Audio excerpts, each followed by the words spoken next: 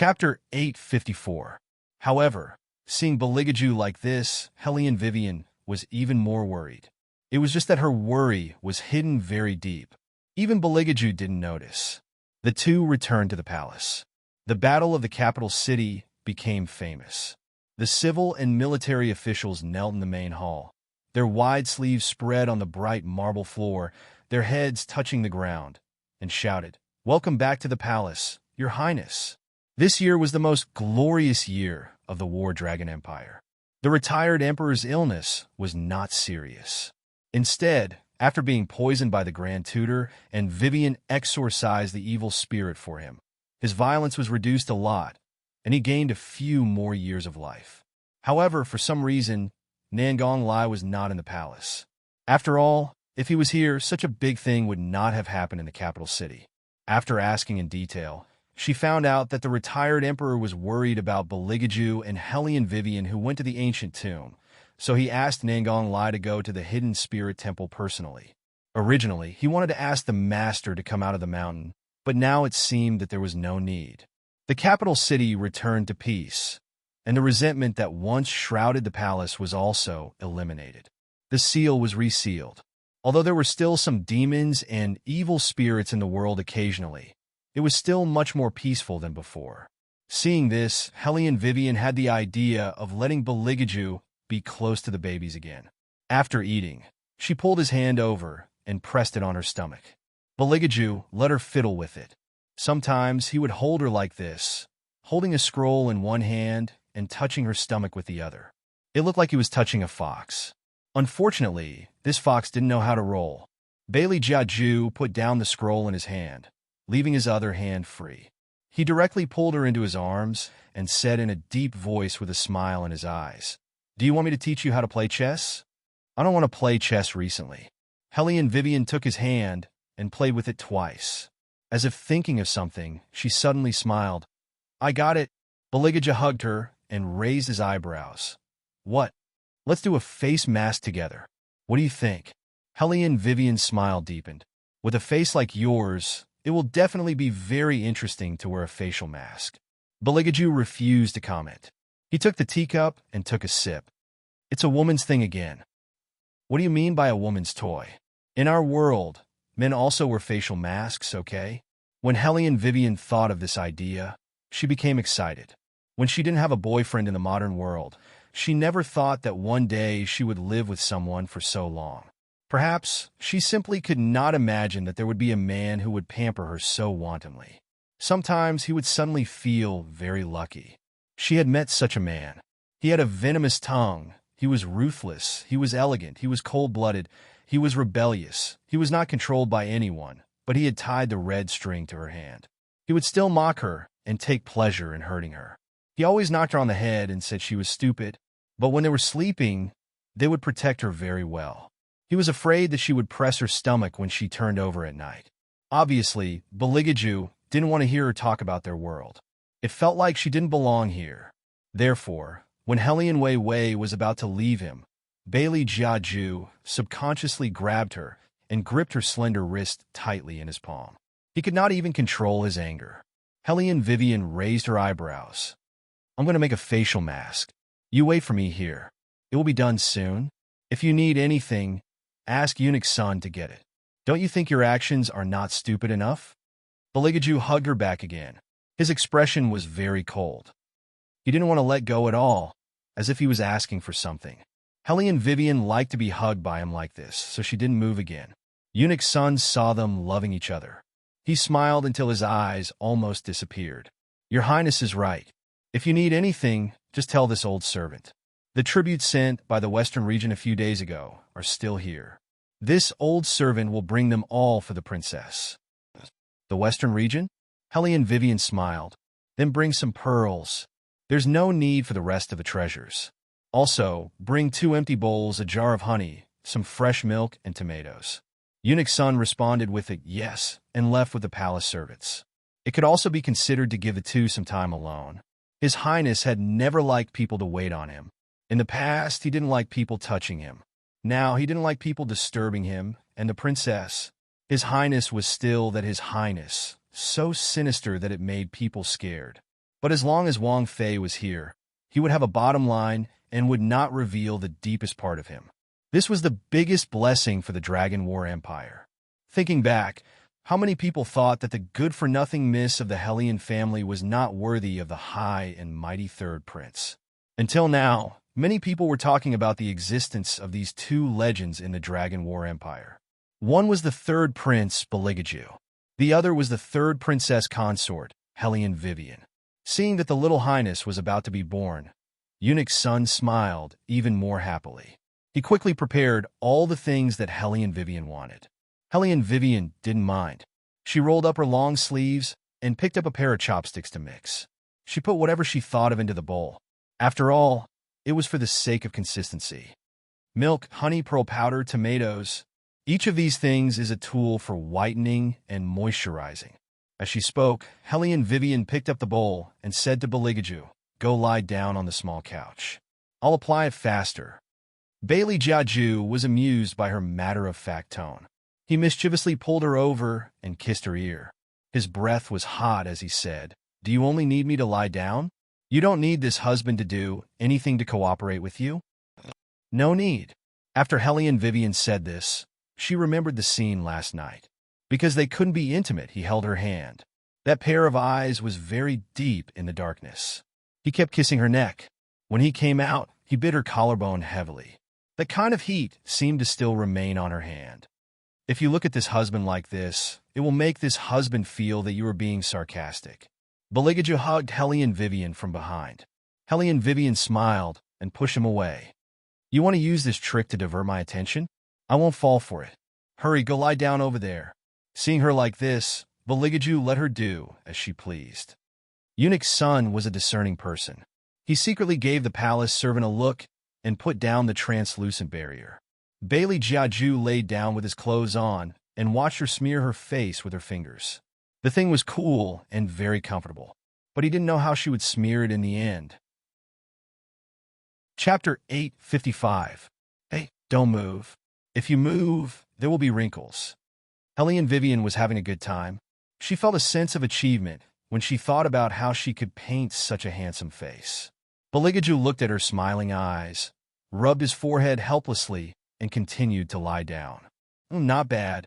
After Hellion Vivian was done, she nodded at Beligaju. His Highness had never been modest. "I've always been good-looking. I'm saying that my skills are good." Hellion Vivian lowered her head and kissed him on the lips. Her smile grew wider. Beligaju didn't expect her to suddenly attack him, so he wanted to pull her back. Hellion Vivian shouted, Hey, you still have something on your face. Don't rub it on my face. I'll do it too." "Lie down. I'll do it for you." Beligaju ignored her objections and pressed her down on the small couch. Then, he copied what she had just done and smeared the thing on Hellion Vivian's face bit by bit. However, compared to Hellion Vivian's sudden attack, His Highness kissed her much more frequently. Basically, he just smeared the thing on her face and kissed her. He looked very casual and even pinched Hellion Vivian's hand from time to time. Hellion Vivian. She wasn't a cat. Did she need him to pinch her paws from time to time? "Are you done?" Hellion Vivian couldn't lie down anymore. Beligaju looked at her and frowned. "So this is how it looks after it's done. Don't frown. There will be wrinkles." Hellion Vivian kept talking about wrinkles. Bailey Jiaju did not care about her anymore. He took the bronze mirror and looked at his own face. His eyebrows twitched. It was not good looking at all. How did she manage to kiss him when he looked like this just now? "Wait, don't apply it yet." Hellion Vivian pressed down on his hand and grinned. "It's not time yet. It'll take at least half an incense stick's worth of time. You have to wait for the nutrients inside to slowly seep in." In other words, he still had to carry this mess for half an incense stick worth of time. Beligaju was about to go crazy. However, His Highness had always had a noble temperament. He reached out and pulled her over. "I have never been so ugly." "How could he be ugly?" "He's very handsome," Hellion Vivian said as she tried to hold back her laughter. Beligaju raised his eyebrows. "Is it funny?" "No." Hellion Vivian met the man's narrowed eyes. "Really?" Beligaju curled his thin lips. "Do you think this Highness will believe you?" "Of course you have to believe me, because no matter what you become, I will still like you." Hellion Vivian knew that usually at this time, as a domineering president, she had to use sweet words to kill the crisis in the cradle. Therefore, it was really not a good thing to say that the other half was too strong. Fortunately, she was also strong. Yes, she nodded with incomparable confidence. When Bailey Jiaju saw her like this, he knew that she had found herself in the wrong place again. He leaned his head on her shoulder and laughed softly. The two of them didn't say anything. They just lay on the small bed and waited for the mask on their faces to be done. Hellion Vivian was quite romantic sometimes. She took out the small book that Beligaju had given her in the Buddhist world and seriously wrote a note on it. It feels good to put on a mask with the person I love. Bailey Jiaju reached out and took the book from her. He glanced at it and asked, "What are you writing?" Hellion Wei knew that no one could recognize her handwriting, so she purposely explained it to him. This was also a kind of behavior of a bossy president. How could she not tell her other half what she was being romantic about after being romantic? What a loss! When Bailey Jiaju heard her words, his expression was hard to fathom as he looked at the circles and crosses on the surface. Hellion Wei, don't tell me that those two ghostly characters on the surface are beloved. What ghost-like characters? This is my self-created calligraphy. If you don't know how to appreciate it, don't talk nonsense. Hellion Vivian took the book and put it away properly. Then she went back to her original place to lie down. Beligaju couldn't help it, and a smile overflowed from his thin lips. Hellion Vivian was still a little annoyed. Don't think that she didn't know what he was laughing about. Wasn't it just that her handwriting was a little too ugly? In fact, Beligaju wasn't laughing about this, but her serious expression. Just like when they were in Buddhism, she was obviously very smart, but sometimes she was so silly that people just wanted to hold her tighter. When Little Seven walked in from outside with the food, he saw this scene and was somewhat stunned. Third brother? Third sister-in-law? Hellion Vivian saw Little Seven come in and smiled. Little Seven, you haven't seen your third brother like this, right? Isn't he handsome? The little seventh prince really couldn't see anything handsome from that pale face. He just threw the food in his hand forward and said in a tiger-like manner, "This is for third sister-in-law." Hellion Vivian looked at the red flame beast under her feet and was silent. Beligaju glanced at them indifferently. Your third sister-in-law doesn't eat this mess. Take it out and eat it yourself. Mess? Little Seven lowered his head and looked into the red flame beast's eyes. He muttered, "Is it because it's not good-looking?" The red flame beast. Damn it, not only do you want to eat me, but you also complain that I'm not good-looking. Little Seven didn't care about what the red flame beast was thinking. Since third brother and third sister-in-law didn't like it, he couldn't waste the food. He turned around and swallowed the red flame beast in one gulp, leaving only the red flame beast's tail sweeping back and forth around his mouth. Little Seven directly bit his teeth and swallowed everything. He felt for a while and said, "It doesn't taste good." The red flame beast let out a final howl. "I've been eaten by you. What else do you want?" The little seventh prince had never interacted much with food. After he finished eating, he passed the small school bag he was carrying to Hellion Wei and said, "I got this from the dean. It's for the baby." The small bag was full of first-class Tianshan snow lotuses. This time, the dean would be so angry that his lungs would explode. This time, Bailey Jiaju accepted the gift and fed one to Hellion Wei.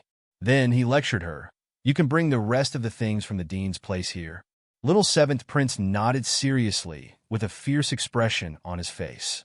After he finished listening to Bailey Jiaju's words, he immediately carried his small school bag on his back, intending to carry out the second round of wiping out. Eunuch's son desperately stopped him outside. "Seventh prince, you can't go anymore. I heard that Dean Tusu accidentally broke 2 colored glaze cups. He's looking for you all over the palace." Eunuch's son said and shouted into the palace, "Royal family, quickly control the seventh prince." Chapter 856. Hellion Vivian listened to the noise outside and thought, if Eunuch's son knew that all of this was ordered by a certain highness, I wonder if Eunuch's son would go crazy.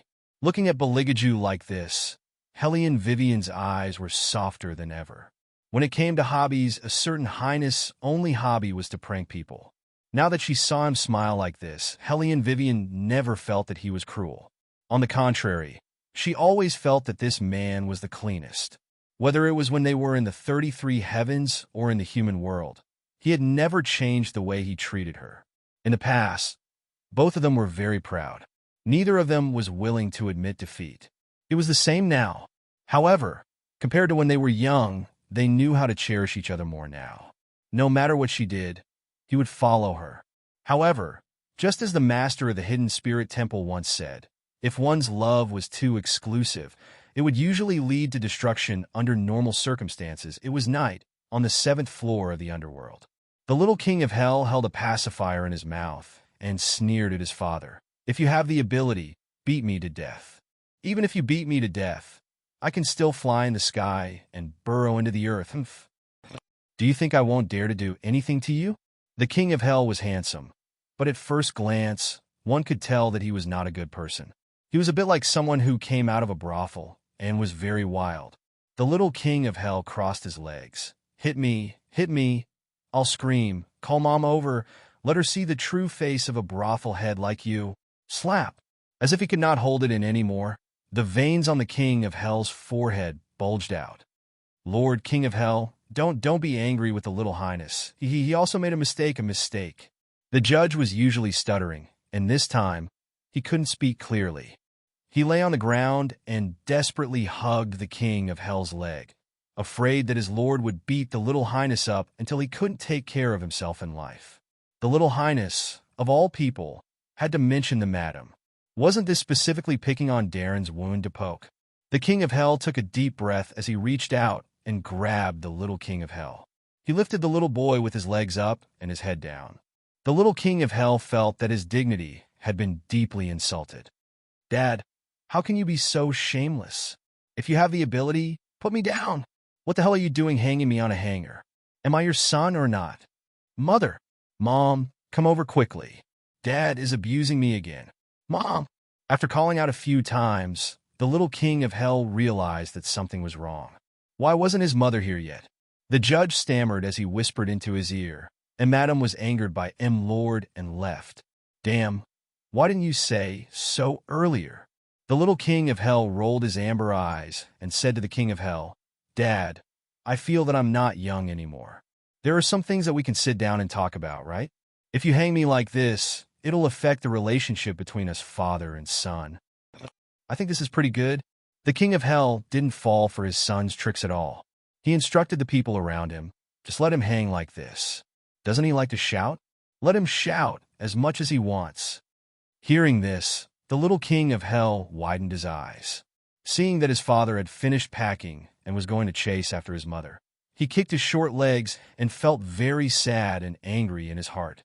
Hellion Vivian pushed open the door and saw this scene.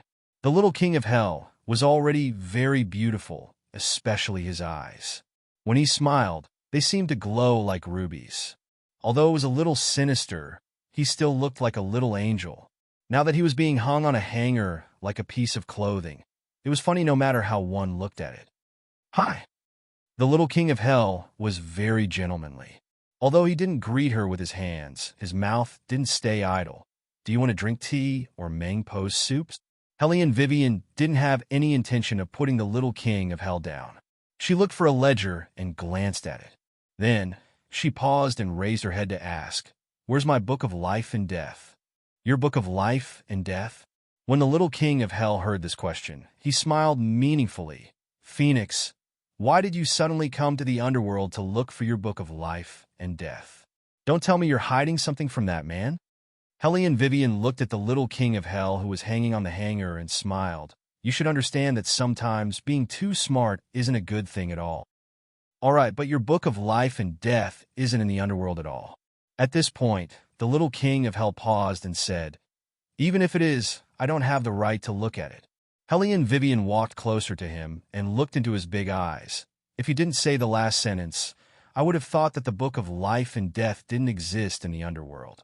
To be precise, it doesn't exist. The little king of hell smiled slyly, because strictly speaking, it's not the book of life and death at all. It's a record of the gods and Buddhists. In addition, you're a variable between heaven and earth. A variable means that even if there's a record, it will change accordingly. Hellion Vivian paused. Then where's the record? It's said to be in the 18th level of hell, but you don't have to go there. You won't be able to see it. The little king of hell didn't seem to be lying. He kicked his legs again and said, I can't see it either. Only the one with the surname, Pei, can see it. He was the one who placed it in the Hades. Now, I don't know where that person went. Hellion Vivian listened quietly. She reached out and put the little king of hell down. Then, she walked out of the door and went straight to the 18 levels of hell. The little king of hell was naturally worried about her going alone. He brought his axe and followed her. The blood sea was gone, so the evil spirits in the 18 levels of hell were naturally gone as well. However, this place was exceptionally gloomy. From time to time, one could hear sorrowful voices coming from all directions. The record that the little king of hell mentioned was easy to find. It was placed in the blood pool of the 18 levels of hell. The record was made of bamboo. The scroll was very long, so long that when Hellion Vivian opened it, she couldn't see the end of it. However, Hellion Vivian really couldn't see anything because there was nothing written on it. When Hellion Vivian was still young in Buddhism, she heard Sakya mention that there was a record in the world called Mysteries of Heaven. On the surface, this Mysteries of Heaven looked like a bamboo scroll. However, in reality, the person who owned it could see the direction of the gods and Buddhas. Hellion Vivian couldn't see it. She had to find the one with the surname Pei. However, just like what the little king of hell said within the sixth Tao, unless he appeared voluntarily, no one could find him. The little king of hell saw that she was really anxious. He comforted her with a pacifier in his mouth. Although I don't know why you're so uneasy, what Bodhi did should be able to help you break your destiny. Hellion Vivian understood what the little king of hell said. However, in the last scene in Buddhism, she saw the phoenix's death in the light of smelting fire. Chapter 857. Hellion Vivian didn't want to think too much about it. But since she had seen it, she couldn't pretend that she didn't see it. But this was the only thing she couldn't let him know. Hellion Vivian went to the hidden spirit temple. This was the only time she went out alone after the world was peaceful. On the surface, she went to pray for blessings.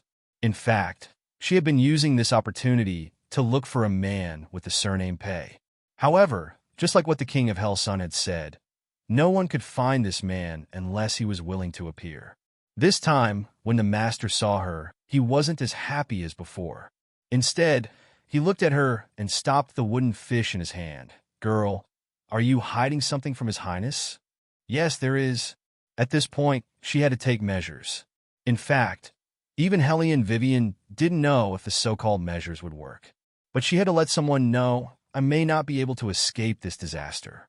If that happens, I hope you can tell him from me that even if I leave, my child will be with him. When the master heard Hellion Vivian's words, the wooden fish in his hand fell to the ground with a clatter. At that time, Hellion Vivian's belly was already very big. In fact, even walking was a little clumsy. But she still came one step at a time. She looked at the master and said, he does like to kill people, but he is just spoiled. I don't want him to be alone, and I don't want people to judge him as a tyrant. I hope that the master can think of a way to make him feel better after I leave. The master looked at Hellion Wei Wei's face and shook his head. He let out a long sigh and said, Girl, you still don't understand. You're the only one he cares about in this world. Other than you, no one can control him. How could Hellion Wei Wei not understand the great master's words? She rubbed her lower abdomen. Her eyes were red, but her back was very straight. Back to the palace. These were the last two words Hellion Vivian said in the hidden spirit temple. She was becoming more and more like an empress, but Beligaju had never ascended the throne. No matter how the Grand Emperor Emeritus provoked him, he still sat there indifferently. When the Grand Emperor Emeritus was thirsty, he slowly raised his head and glanced at the sky outside the window. She should be back soon. When he finished speaking, he planned to stand up and leave. The retired emperor was so angry. Looking at the grandson that gave him the most headaches, his usual wisdom and steadiness suddenly disappeared without a trace. This emperor has talked for so long. Did you not listen to a single word I said? Ah! Isn't it just a matter of succession to the throne? When the two brats come out of Wei Wei's stomach, you can pick one of them to be the emperor. Obviously, apart from Helene Vivian, Beligaju was only gracious on the surface and did not have the patience for long. On the other hand, Eunuch Sun, who was blocking the retired emperor, was stunned for a moment. Your Highness, are you talking about two brats? Wang Fei is pregnant with twins? In an instant, the retired emperor didn't even care about his anger. A smile appeared on his face. Twins? Ha ha ha. Wei Wei is still the capable girl. Compared to an icy brat like you, Wei Wei is many times better. Beligaju didn't refute this point. Of course, his wife was the best. But only one pair of tiger head shoes was made in the palace, and there are also those small clothes. Eunuch Sun was originally a worrisome person. When he heard that one little prince had become two little princes, he immediately panicked. He didn't care if the retired Emperor Emeritus would pick up a teacup and smash the imperial palace in anger. He immediately ran outside and ordered, all of you, go to Master Liang's place and say that we need to make an extra pair of tiger head shoes. Ah, that's not right. Your Highness, is the other child a little prince or a little princess? If it's a princess, we need to make phoenix head shoes. Also, we need to make the small clothes more delicate. The retired Emperor Emeritus was also concerned about this problem. Compared to these troublesome brats, girls were more considerate. If he could have a precious great-granddaughter, his life would be complete. When the retired Emperor Emeritus thought of this, his heart was filled with joy. He said, since it's twins, the other child should be a little girl, right? I don't know. Beligaju's reply was very straightforward. That indifferent look of his made the retired emperor's anger rise again. You stinking brat, do you still act like a father? The child is about to be born, but you don't know anything. Beligaju allowed the people behind him to jump around and yawn lazily. When the retired Emperor Emeritus saw him like that, he wanted to smash the teacup again. However, there was still someone who didn't know how to read the situation. Imperial Grandfather, you don't have any goldfish in the pond. When you have time, ask Eunuch Sun to make up for it. Otherwise, I won't have anything to eat. When the little one said this, his expression was very serious. His small face was very fierce as he made the request very domineeringly. The retired Emperor Emeritus took a deep breath.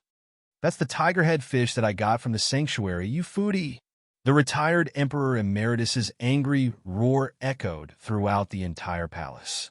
Helene Vivian smiled gently and walked towards Beligaju. Did you make Imperial Grandfather angry again? It's not me, it's little Seven. His Highness didn't blush at all when he said this. No matter how Eunuch Sun stared at him from the side, he was very indifferent. How could Helene Vivian not understand him?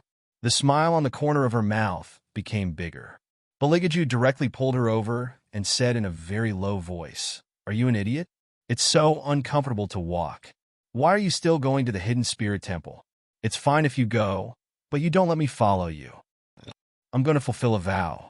It's not sincere to bring you along. Helene Vivian said half-truthfully. She took his hand and put it on her lower abdomen. You haven't said hello to the babies today. Beligaju sneered. I greet them in my heart every day. This sentence doesn't sound like a good thing. The bigger fetus had just woken up and heard Beligaju's sentence. The smaller fetus had already fully developed at this time. He opened his eyes and looked at him. Brother, we'll be out soon. The older fetus nodded and said, I haven't been able to feel the outside world for the past few days, and I can't go out to hunt either. According to this situation, we shouldn't be too far away from the outside world. When the time comes, I can bring you around to play. You haven't seen the palace yet. It's very beautiful. Yes, I'll be able to see brother's appearance then. The smaller fetus's voice was very light, but he also had the same wish in the palace. Helene Vivian looked sideways at the smiling man. She couldn't help but turn her head and kiss his face. She said as if she didn't care, You have to learn to take care of the babies.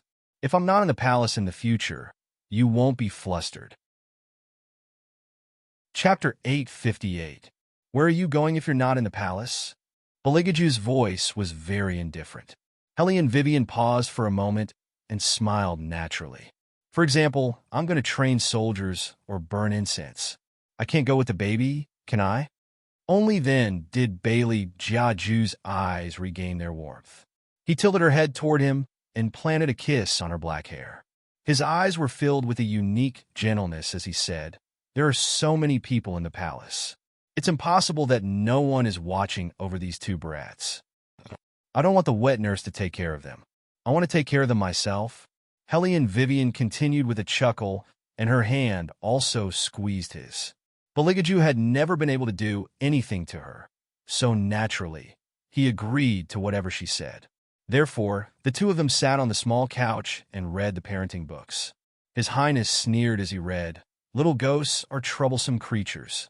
Didn't you also grow up as a little ghost?" Hellion Vivian found it funny. They are very young and need adults to look after them. Bailey Jiaju followed her hand and placed his gaze on her round belly. "Trust me, these two brats of yours don't need anyone to look after them. They can still live well." Hellion Vivian was relieved about this. There was probably no one in the world who was more domineering than her baby. Before he was born, he had almost eaten all the dead souls within a few hundred miles. Last time, she saw a few ghosts floating back and forth outside the palace. She was still wondering why these dead souls were so bold to wander here. She heard His Highness say that his baby caught them to play with. Treating ghosts as toys to play with, Hellion Vivian always felt that her baby had been raised astray unknowingly. However, to Hellion Vivian's relief, Beligaju's attitude towards the baby was changing every day. Perhaps even he himself didn't know that his expression became gentler and gentler as he rubbed her belly for digestion. Of course, he would still be very impatient, as if he was born to be at odds with the baby. Every time her stomach moved, a certain someone would sneer at the side. However, Hellion Vivian felt that this was good. This unique way of communicating between father and son was really good. The palace was bustling with noise and excitement as usual. However, Beligaju was smart. He spun the teacup in his hand, and his gaze was indifferent. "Where else did your young miss go besides the Hidden Spirit Temple today?" Logically speaking, the hidden god mercenaries should only listen to the orders of the family head. However, this man was too powerful, so powerful that he had nowhere to hide. "You don't want to tell me?" Beligaju chuckled and walked towards the mercenary. "I've told you before that the hidden army is here because of my permission. If I'm in a bad mood, do you think you can still fly around the palace like this?" The mercenary naturally knew what this person was capable of. He thought for a while and said, "Your Highness, young Miss has been at the Hidden Spirit Temple all this time.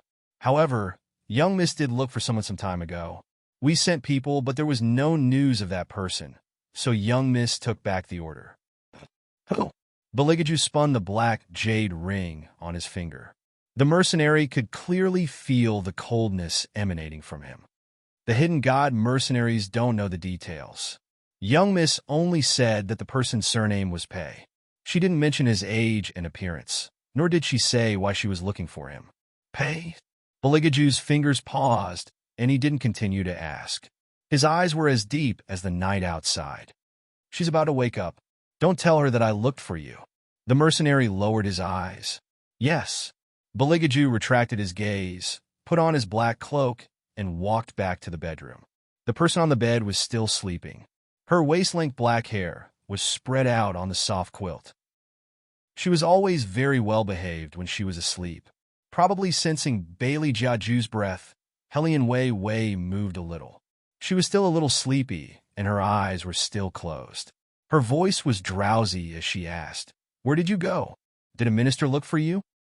"No, just a small matter." Beligaju immediately reached out and hugged her. His palm patted her back gently. "Good girl, go back to sleep." His voice was very deep. He had been coaxing people to sleep like this for a long time. He was already experienced in doing so. After a while, Hellion Vivian really fell asleep. Bailey Jiaju looked at the quiet and fair little face that was nestled in his arms.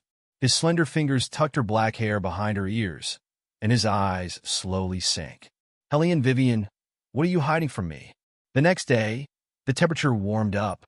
Winter was over, and there was life everywhere. The two of them sat together in the south study. His Highness seemed to be in the mood to teach her how to write with a brush. However, Hellion Vivian was not a person who cultivated her mind. When she was a phoenix, she couldn't study scriptures. Now, she had to sit in the study for 2 hours. She was really uncomfortable. However, Beligaju didn't really want to teach her how to write. He just wanted her to obediently stay in his arms in the name of practicing calligraphy. So Hellion Vivian basically asked to eat something for every word she wrote. Beligaju also listened to her. He didn't even let her hold the chopsticks. He let her sit there and write properly. He was in charge of feeding her. The way the two of them got along had always been very natural. But their movements were not easy. But there was an indescribable intimacy everywhere. This made the people who came and went couldn't help but feel envious. The palace maids and eunuchs had never seen a couple like Beligaju and Hellion Vivian in the palace. In the beginning, they all thought that Hellion Vivian would be a person who would not be easy to get along with. After all, the princess consort's reputation was too well known. Moreover, when she killed people, she was really comparable to the royal family. But when they really got to know her, they found that having such a master in the palace was probably the best thing to happen to them. The princess consort's style of being in power had never changed. She would not mix well with the servants, but she never made things difficult for them. Sometimes, she was a little silly. That's right, she was a little silly. There were some things that should be done by His Highness, but the princess consort did them all. For example, the princess consort liked to send flowers to His Highness.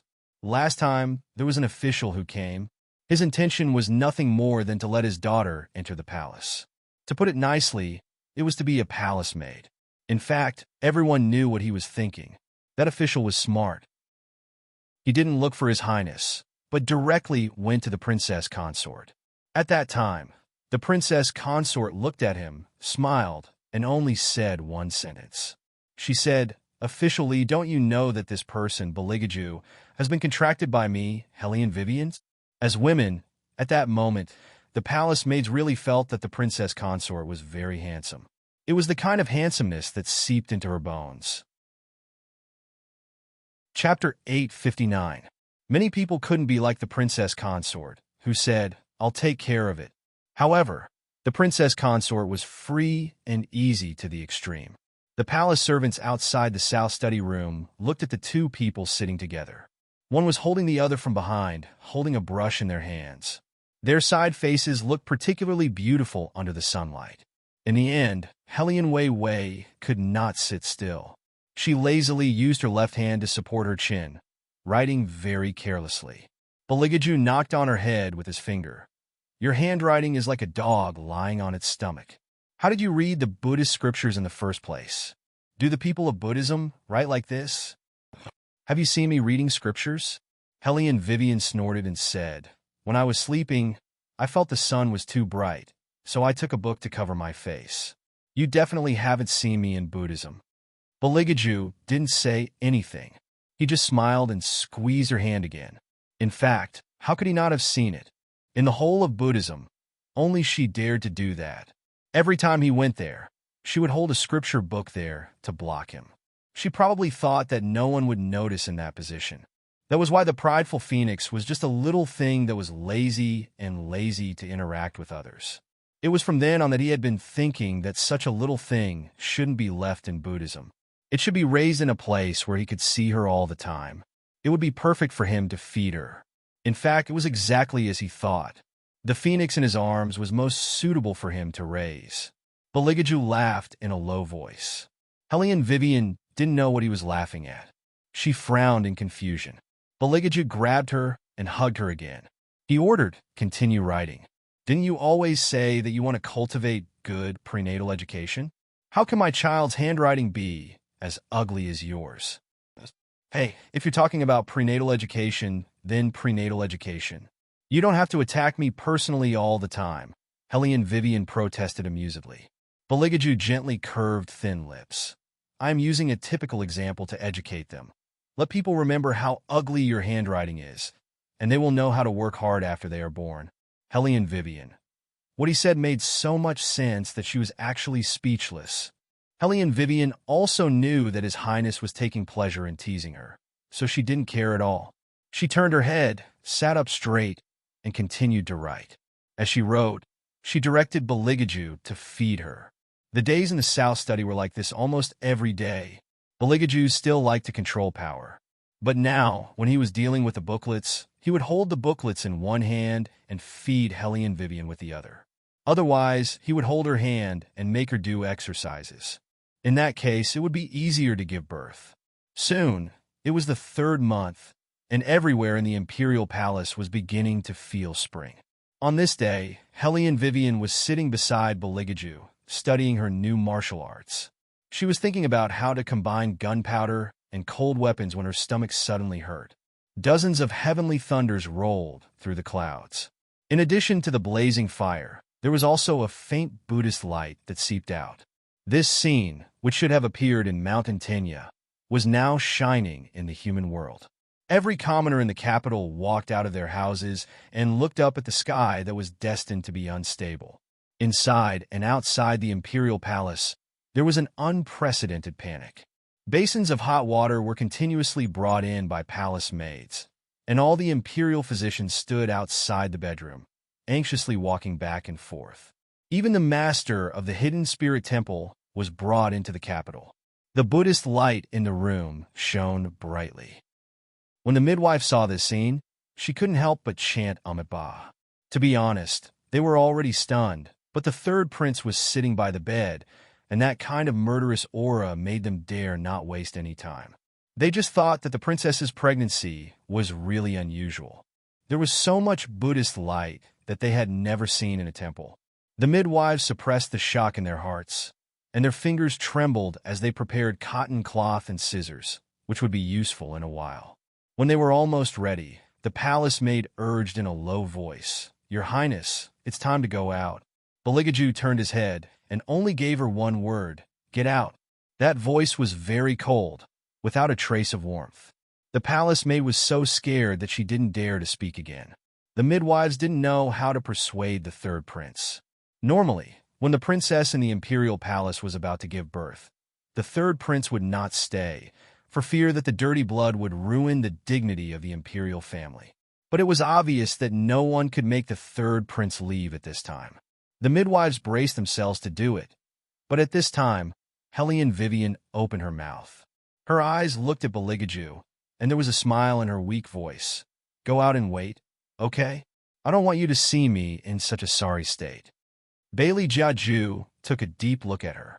Then, he reached out and brushed away the black hair that was sticking to her face. He kissed her gently on the lips. It was just a touch, but it was enough to show how much restraint he had. Okay. In the end, he still followed her wishes. But his orders were always so cold-blooded that it made people tremble. Take good care of the princess. If anything happens to her, this prince will have all of you buried with her. The midwives trembled as they bowed their heads and said yes. They were even more careful when they treated Hellion Vivian. Hellion Vivian didn't feel any discomfort. She bit a piece of white cloth in her mouth, and the clothes she wore were loose. Someone cut her dress, and there was a sound everywhere. Princess Consort, use more strength. Yes, that's it. The voices of the midwives rang out one after another in her ears. Hellion Vivian adjusted her breathing and strength according to the medical knowledge she had learned in the modern world. Her fingers gripped the bedsheet, and each time, she used more strength than the last. Finally, she heard the midwives say, "The head is coming out, the head is coming out. The body is coming out soon." Hearing this, Hellion Vivian bit her thin lips and used more strength. Soft black feathers fell one by one, and in the fog, a baby with scarlet eyes fell to the ground. But at that time, he didn't open his eyes. Just by looking at that pink little face, everyone would think that he was a little angel sent by the heavens. "Princess, it's a prince, a little prince." The joy in the midwives' voices seemed to be contagious. When Hellion Vivian turned her head, she also laughed softly. The baby was very obedient. He was sucking on his thumb in his mouth, unlike other babies who cried when they were born. Instead, he was laughing in an unbridled manner. It was as if he was mocking the gods and Buddhas. Chapter 860. Because of the birth of the prince, the palace was filled with jubilation. The midwife was laughing inside. and the palace maids who heard the report outside laughed even more. However, no one knew that Hellion Vivian's soul seemed to be guided by something and was being forcefully stripped away. Even she did not realize it. Hellion Vivian only felt her eyes tighten, and she was in a daze. When she opened her eyes again, she saw a doctor in a white coat with a mask on his face. Hellion Wei Wei's mind was in a mess. She shook her head, and her line of sight moved downwards. Someone was holding a scalpel, and there was a pulsator that kept beating. Everything was very familiar. It was so familiar that Hellion Vivian subconsciously wanted to stand up. This was not the palace, nor was it the War Dragon dynasty. This was the 21st century. How could this be? Why was she here? Hellion Vivian's eyes were in a mess, but her arm was pressed down, and then there was a hurried voice. The patient is out of the coma. Her pulse and heartbeat are normal, but her emotions are fluctuating. Do we need to use a tranquilizer? No, it's not good for the child. Wait a minute. The patient seems to have quietened down. Hellion Vivian had indeed quietened down. When she heard that it was not good for the child, she retracted her left hand that was about to knock the doctor out. Although her body was very weak, her movements were very fast. Lying on the operating table, Hellion Vivian looked at the faintly discernible light in her eyes. She did not have time to think about why she had returned to the modern world. The thought of giving birth to the baby safely occupied her mind. She did not understand why a baby would follow her to the modern world. There was no way to explain it with common sense. Originally, in Buddhism, she had seen the death of the phoenix in the hellfire light of Buddha. However, what she did not know was that the death meant that she would return to the modern world. In other words, once the baby was born, her relationship with that world would be cut off. She was supposed to die, just like what the little king of hell said. What Bodhi did was enough to break this destiny. Was that why she brought another baby back to the modern world? But what about Beligaju? Hellion Vivian didn't dare to think about it for a while. She was afraid that if she thought about it, the man would notice something. It was not that there was no way to immortality. As long as she returned to Buddhism and became the phoenix again, she would be able to continue living. However, if that was really the case, not only would she fulfill the Venerable One's destiny, she would also have to give up on the two babies. How could she bear to? She couldn't bear to part with anyone. But at this point, her heart still ached. Her heart ached for whether that person would take good care of herself. She was worried that he would go crazy when he realized that she was gone. At this moment, Hellion Vivian was actually not thinking about how many people the other party would kill or how many things would be destroyed. Instead, it was how to make that man feel a little better. She had promised many people many things, and she always kept her word. It was only to him that she had once said that no matter what happened, she would always be by his side and accompany him. But she still broke her promise. Hellion Vivian reached out to cover her red eyes. She was strong and didn't cry to the point of breaking down, because the only thing she could do now was to let the babies be born safely. With Hellion Vivian's cooperation, the rest of the work went smoothly. Wah! A clear cry resounded throughout the entire hospital. The child was born with auspicious light. Even in modern times, such auspicious light could no longer be seen by the naked eye. However, as soon as he was born, the qi in the hospital morgue was reduced by more than half. This was a situation that had never happened before. It was not noticed by ordinary people, but none of the dead souls within hundreds of miles dared to approach the operating room. Even the reapers who came to the hospital to catch the dead souls to Hades also stopped in that instant. They couldn't help but look at the end of the corridor. What's that? Why is the spirit in the body so strong? Shall we go and take a look? The two reapers looked at each other and planned to walk in that direction. However, before they could move, their path was blocked by their leader. The leader carried a scythe on his shoulder and wore a well-ironed suit. His slender fingers pushed up the frame of his glasses as he said in a calm voice, "Hades only cares about the dead, not the living. Go back." Yes, the reapers didn't dare to say anything. However, when they returned to Hades, there were still people who asked, "Hey, what happened up there?" The ghosts on our side reacted. Mengpa didn't even drink the soup and just stared blankly at the top of their heads. What was born? Why can we feel the light of Buddha even in the 18th level of hell? You're asking me, how would I know?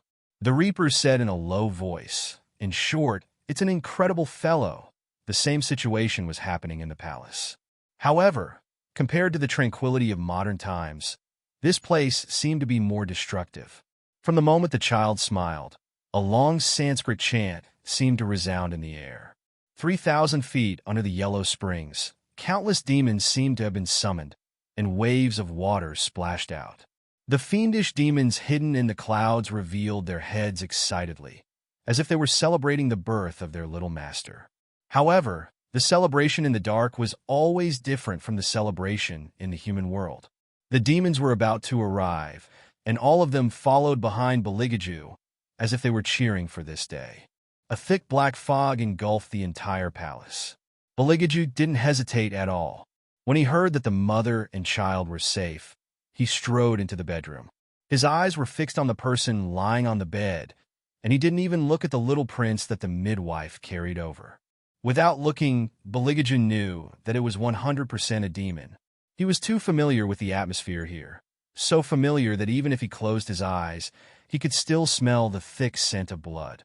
After his hand touched Helene Vivian's cheek, he pursed his thin lips and gradually let go. Fortunately, her body was warm. However, when Beligaju leaned over to kiss her lips, his smile suddenly froze on his face. This is in front of his eyes. Helene Vivian's face was still very beautiful, and even the signs of her body didn't show any signs of deterioration. But her shell was empty. Bailey Jiaju's expression was distorted in an instant. Following that, it was uncontrollable panic and killing intent that no one could control. How could this be? Beligaju didn't believe it, and used the demon contract to search for Helene Vivian again. He still couldn't sense it. He couldn't sense anything. She wasn't here. Beligaju's eyes fiercely narrowed for a moment. A loud bang was heard. The bed under his hand was almost instantly shattered into pieces. Before the midwives could recover, Beligaju grabbed the child's arm, and his eyes were cold, as if he was looking for something on the child's body. However, there was still nothing. Chapter 861. Beligaju clenched his hands. No one noticed that in many corners of the imperial palace, because of this action, black fog faintly appeared. The black fog seemed to be extremely scared, trying its best to shrink into a ball.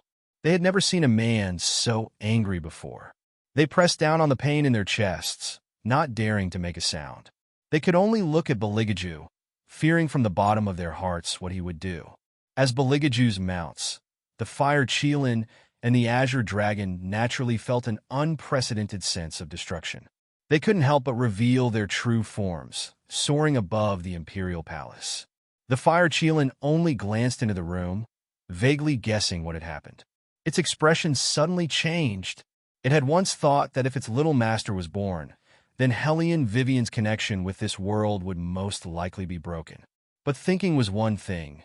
When this matter truly happened, the Fire Qilin realized that it was actually so uneasy. In the black fog, Beligaju just stood there, no matter how the people around him screamed. It was as if he didn't hear them at all. His fingers were bleeding from his pinch. He had never tortured himself like this before. The midwives didn't know what had happened, but they felt fear from the bottom of their hearts. Finally, Beligaju moved. He reached out his blood-stained hand, covering his face. A suppressed and twisted low laugh sounded from his throat. This king said before, "No one can take her away from this king."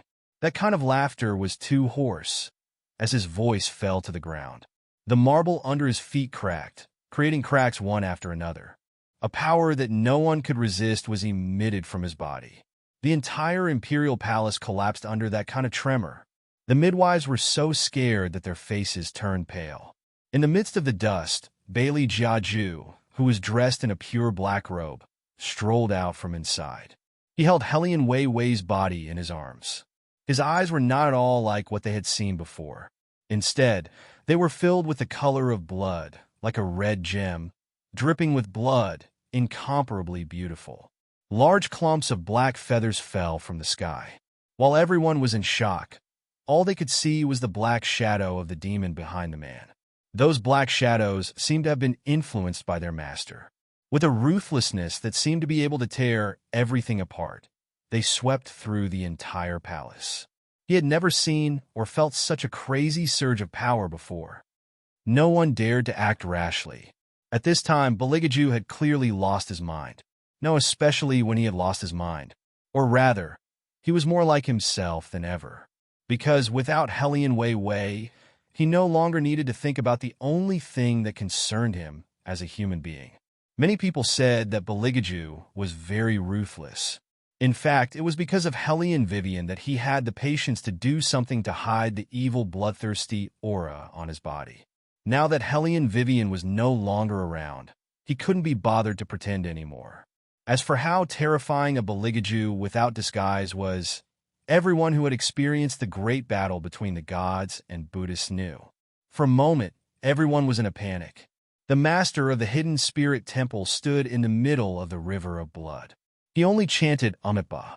He knew clearly in his heart that if no one stopped Bailey Jiaju, he could destroy the entire capital. Your Highness, Eunuch's son said worriedly. Apart from fear, there was also sadness on his old face. You will hurt the little Highness like this. Beligaju didn't stop. When he lowered his head, he found that the little ghost was still hugging his leg. He directly kicked him away and continued to walk forward. When Eunuch's son saw this, he was almost scared out of his wits. How could a newborn baby take such a kick? He hurriedly wanted to walk over, but found that not only was the little Highness fine, but he was also hugging the royal family's leg after being kicked away for a while. Eunuch's son was stunned. He had never seen a child so resistant to beatings. On the other hand, he was so shocked by the aura that he couldn't stand up at all. Beligaju didn't care about the little burden at his feet. There was only one thought in his mind now, and that was to go to the Hades. Once a person's soul disappeared, it could only be with the King of Hell. Suppressing the anger that was about to explode, Beligaju punched his foot. The earth shook even more. In the most stable palace, the hottest volcano had appeared. The demon tide rose, and countless black crows flew up. The ancient beasts galloped over, almost breaking the ground. Such a huge anomaly appeared in the originally prosperous capital. This made the exorcists feel the most uneasy. Within the 6 paths, all the gods and Buddhas knew that the mountain was not an ordinary mountain, but Mount Buzhou in hell. Green Dragon and Fire Qilin looked at each other. Without hesitation, they flew over in an instant and followed behind the man. Every one of them had a premonition in their hearts. This time, their king had really returned. Not only was it because of his strength, but also because of his inhuman nature. Except for Hellion Vivian, everyone else was probably meaningless in the eyes of the king. The legendary Hades appeared in the world just like that. Originally, there was a very clear boundary between the human world and the Hades. That was darkness and day. People in the dark could see what people in the day were doing and saying. People in the day couldn't see the darkness. In fact, some people had never believed in reincarnation and ghosts. But when they saw the reflection in front of them, the whole capital was in chaos. Those scenes that could only be seen in books appeared in front of their eyes so realistically. Some of the ghosts were being whipped by the ghost envoys and were being grinded. Some were thrown into a pot of oil and fried beyond recognition. However, that was the result of all their suffering. That was why they kept jumping into the pot again and again. These scenes didn't appear for long, because soon, the King of Hell, who was in charge of the underworld, found something suspicious. He waved his long sleeves, and his handsome face was full of wild power. What's going on? Reporting to my lord. Someone opened the door of the underworld with one punch. The judge stammered. The King of Hell kicked him away and was very angry. Of course I know that the door of the underworld has been opened by someone. I'm asking who that person is. Everything in the underworld was seen by the human world.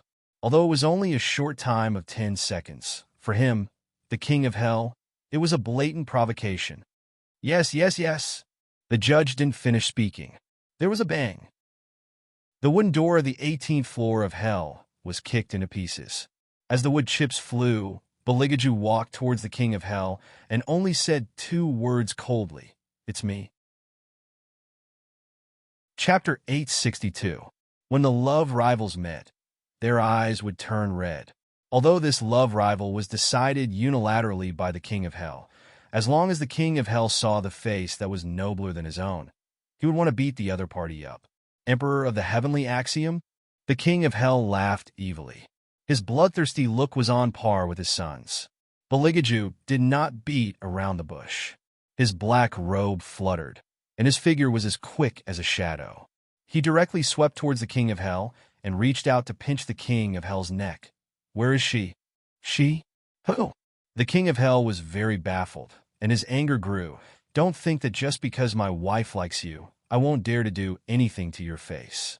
If it wasn't because I hurt you so that you could use the trick of injuring yourself to gain my wife's trust, I would have done it long ago." When Beligaju was still the emperor, many fairy-like women used his actions to ask for their other halves. The king of hell had hated this person for a long time. What cold as before, noble and luxurious. To put it bluntly, he was the same as him. They both killed without batting an eyelid. However, the other party was better at disguising himself. Wasn't it to better get close to the Phoenix of Buddhism? Wait a minute. Could it be that he came here to look for Phoenix? The king of hell suddenly felt a little gloating.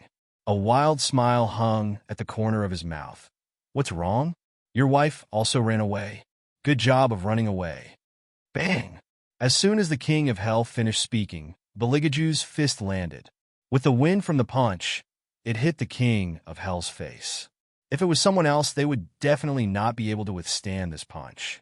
However, the king of hell was not someone else. He turned his head and spat out the blood in his mouth. Then he grabbed Beligaju's wrist and returned the punch with his other fist, not to be outdone. When the two of them fought, it was like 2 stars colliding. Every time they moved, the Hades would vibrate. The judge held his head in his hands, trembling as he stood at the side. He watched as countless undead were reduced to nothingness in the battle between the two of them. Even the decorations in the Hades were shattered into pieces. As he fought, King of Hell felt that something was definitely wrong.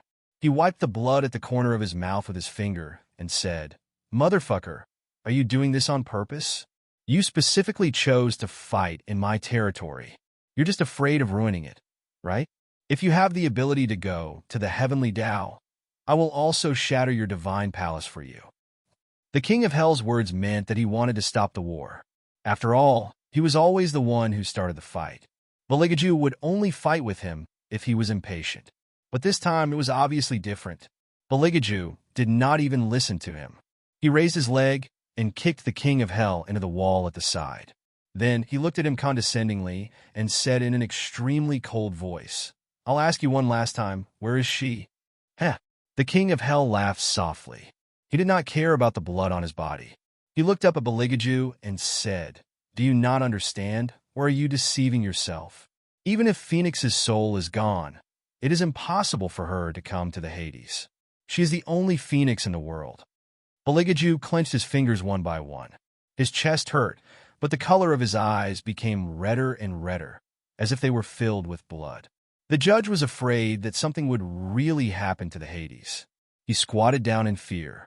As he untied the rope on his little King of Hell, he lowered his voice and said, "Little Highness, you should go outside and take a look. That emperor has fought his way into the underworld. He and the King of Hell are fighting right now. If they continue fighting, all the ghosts will run out of the underworld. When that happens, it will be terrible." When the little King of Hell heard that Beligaju had come, he put down his crossed legs and rushed out with his black axe. He originally thought that the other party was just looking for him to talk about old times, but when he saw those red eyes that were as red as blood, only then did the little King of Hell realize that something must have happened, because this man looked like he was about to go crazy. And his old man didn't like him. The little King of Hell didn't know what his old man said to Beligaju. He saw that the man's originally fast movements suddenly stop. He stood there with his slender body, and the shadow under his feet was very long. He looked like he had lost his soul. He covered his face with one hand, and didn't care that his hand was dripping with blood. Looking at him from afar, he actually made people feel a sense of loneliness. That's right, it was lonely. Even though there were countless demons hovering above him, even though he could control the fate of the world, the little king of hell still thought of this word. It was as if the man had been punched in the heart. The evil aura bloomed under his feet, and even the black stones of hell were crushed by him. Black wings that symbolized evil even formed behind his back. That kind of evil energy was simply unstoppable. I've already said that this is a lunatic. The little king of hell growled as he raised his black axe and blocked in front of Beligaju. His entire body was burning with the fire of purgatory. Beligaju turned his eyes and looked at him. His eyes were as red as blood. Get lost. Even if you kill everyone here, you won't change anything. The little king of hell gritted his teeth. His gaze landed on the baby crawling by his feet. Wait a minute. What's that? You're fighting with a child? Beligaju chuckled and moved his fingers away from his face. His handsome face had never shown any evil. He didn't answer the little king of hell's question.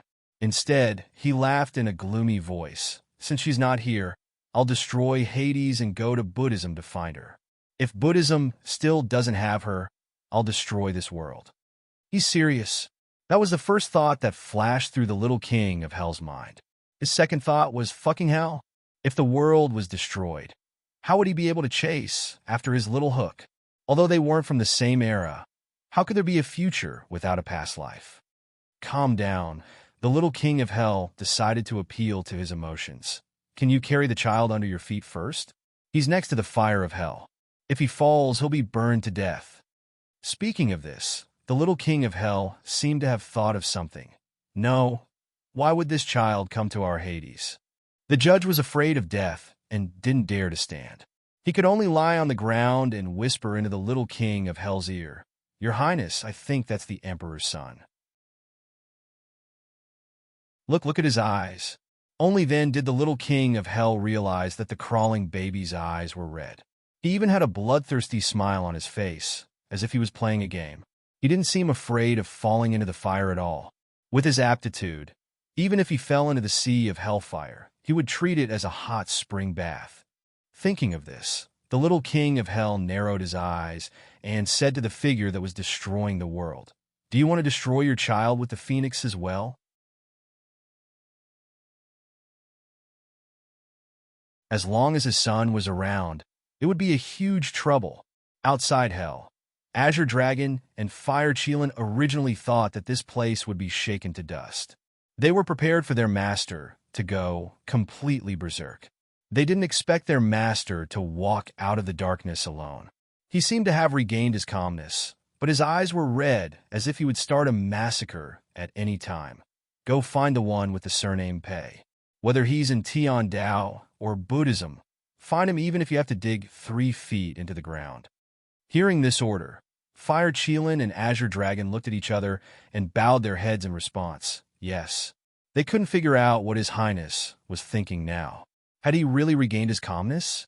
Fire Cheelin and Azure Dragon looked at the tall figure walking in front of them. It was unknown when it started to snow, but the fog lingered in the air. Even when people spoke, they could exhale. Logically speaking, it shouldn't snow in this season. However, because of Beligaju, the snow was getting heavier. Beligaju's face didn't show anything. He walked in front of them like a walking corpse. His left leg was hugged by a little demon with a short and thick arm. The little demon was not afraid of the cold at all, nor was he afraid of Beligaju's hostility. He directly used his father's leg as a teething club and gnawed there with an evil smile. The snow fell like goose feathers on the tree branches, on the roof beams, and on the long wooden chair. It seemed that this winter would never pass. The lonely figure like snow was like a painting splashed with ink. The black and white were distinct as he stood in the middle of the palace. His long hair fluttered, and his handsome face was cold. At this moment, nothing could be felt from this man. Pride, elegance, contempt, mockery, weakness, and cruelty. He just stood there. His long and thick eyelashes were stained with snow. The marble under his feet shattered inch by inch, staining the blood flowing from his fingertips. At that moment, Azure Dragon and Fire Cheelin understood that their master didn't recover his calm. Instead, he hid his ruthlessness even deeper, so deep that it made people feel uneasy. However, they didn't know that Beligaju was only thinking about that person. He never thought that the phoenix he raised would leave. Because he didn't think about it. When he lost her, it hurt so much. It wasn't a very intense feeling. It was just that his throat hurt, his eyes hurt, and his chest felt like it was completely hollowed out. Fire Cheelin didn't dare to look at his master. He knew that he had to find the one surnamed Pei. If there was no news of the one surnamed Pei, his master would definitely destroy the entire world when he exploded again. However, Fire Cheelin was afraid that when they really found the one surnamed Pei, he would tell them that the princess was no longer around. At that time, his master's reaction would be even stronger than now. Fire Cheelin didn't dare to think about that ending. The only thing he could do was think of a way to find the person as soon as possible. Chapter 864. It was nighttime, 21st century, Huaxiao Imperial Capital. The endless stream of cars ran through the city without stopping. Standing in front of the French window on the 31st floor, one could almost see the entire city at night. A group of men were sitting there playing poker. All of them had good looks and wore black t-shirts. Even though they were sitting there with no interest in life, one could tell that this group of people was different from ordinary people. The room was connected from top to bottom, like a duplex. The whole room was bright, and the decoration was sturdy. The smell of freshly boiled coffee filled the room, giving it a special feeling. If boss doesn't come back soon, this life will be boring. A man in a pure white suit leaned against the second floor and drank a mouthful of wine. He looked down at his friends who were playing poker. Isn't it boring to play poker all day? One of the baldies threw the old K in his hand onto the coffee table and curled his lips at the person beside him with a cigar in his mouth. It's better than L fiddling with his guns all day, wiping them 10 times a day. He's almost married to his weapons. The man in the suit sighed and put down the wine glass in his hand. He went downstairs and said, "Forget it, I'm going out to pick up girls. Call me when boss comes back." Boss said that if she doesn't give us any news for a month, we will wait here. The young man with the gun looked up coldly. "Do you want to be beaten up into a honeycomb again?" The man in the suit raised his hand. "Hey, L, don't be so serious. I'm just saying, since boss said to wait, we have to wait. But we still have to eat, right?" The young man pursed his lips. He didn't think about this problem. The man in the suit smiled. "I knew you guys don't have common sense. But don't worry, I've ordered takeout. Judging by the time, the delivery guy should be here soon." Just as he finished speaking, there was a knock on the door. The young man put away the gun in his hand and covered it with his black leather jacket. Then, he signaled the man in the suit to open the door with his eyes. The man in the suit didn't care that he was the one being ordered. He held his wallet and was about to pay the delivery guy outside the door. However, he didn't expect that the person standing outside the door wasn't a delivery guy. Instead, it was boss. The youth behind him, who had always been calm, suddenly stood up. The rest of the men who were playing poker also stopped playing. All of them widened their eyes and looked at Hellion Vivian, who appeared in front of them. The man in the suit stuttered. "Boss, why are you carrying a child? Where did this come from?" "I gave birth to him," Hellion Vivian said without turning her head. Her voice was very indifferent. "Close the door." The man in the suit didn't know how to react. "Boss, what did you just say? You gave birth to her. Since when can you get pregnant?" I'm in a bad mood." Hellion Vivian held the baby in one hand and looked at him with a smile. "If you want to be beaten, continue to make noise." The man in the suit immediately shut his mouth. However, he was still curious. Why did boss go out and have a child? Calculating the time, it didn't seem possible. The young man also felt that it was inconceivable. He looked at Hellion Vivian seriously and asked, "Boss, is this child really yours? She didn't pick him up on the street?" "Yes." Hellion Vivian walked to the sofa and sat down. She gently patted the baby in her arms. Her body hadn't fully recovered. From the moment she opened her eyes, she tried her best to give birth to the child. If it weren't for the baby, she would have suspected that she had a very long dream after she fell into a coma. The dream was so beautiful that she didn't want to wake up. However, not only the baby, but also the power that suddenly awakened in her body told her that everything in the past was all real. Her soul traveled back in time to 1,000 years ago, and she found the memories that she should have had.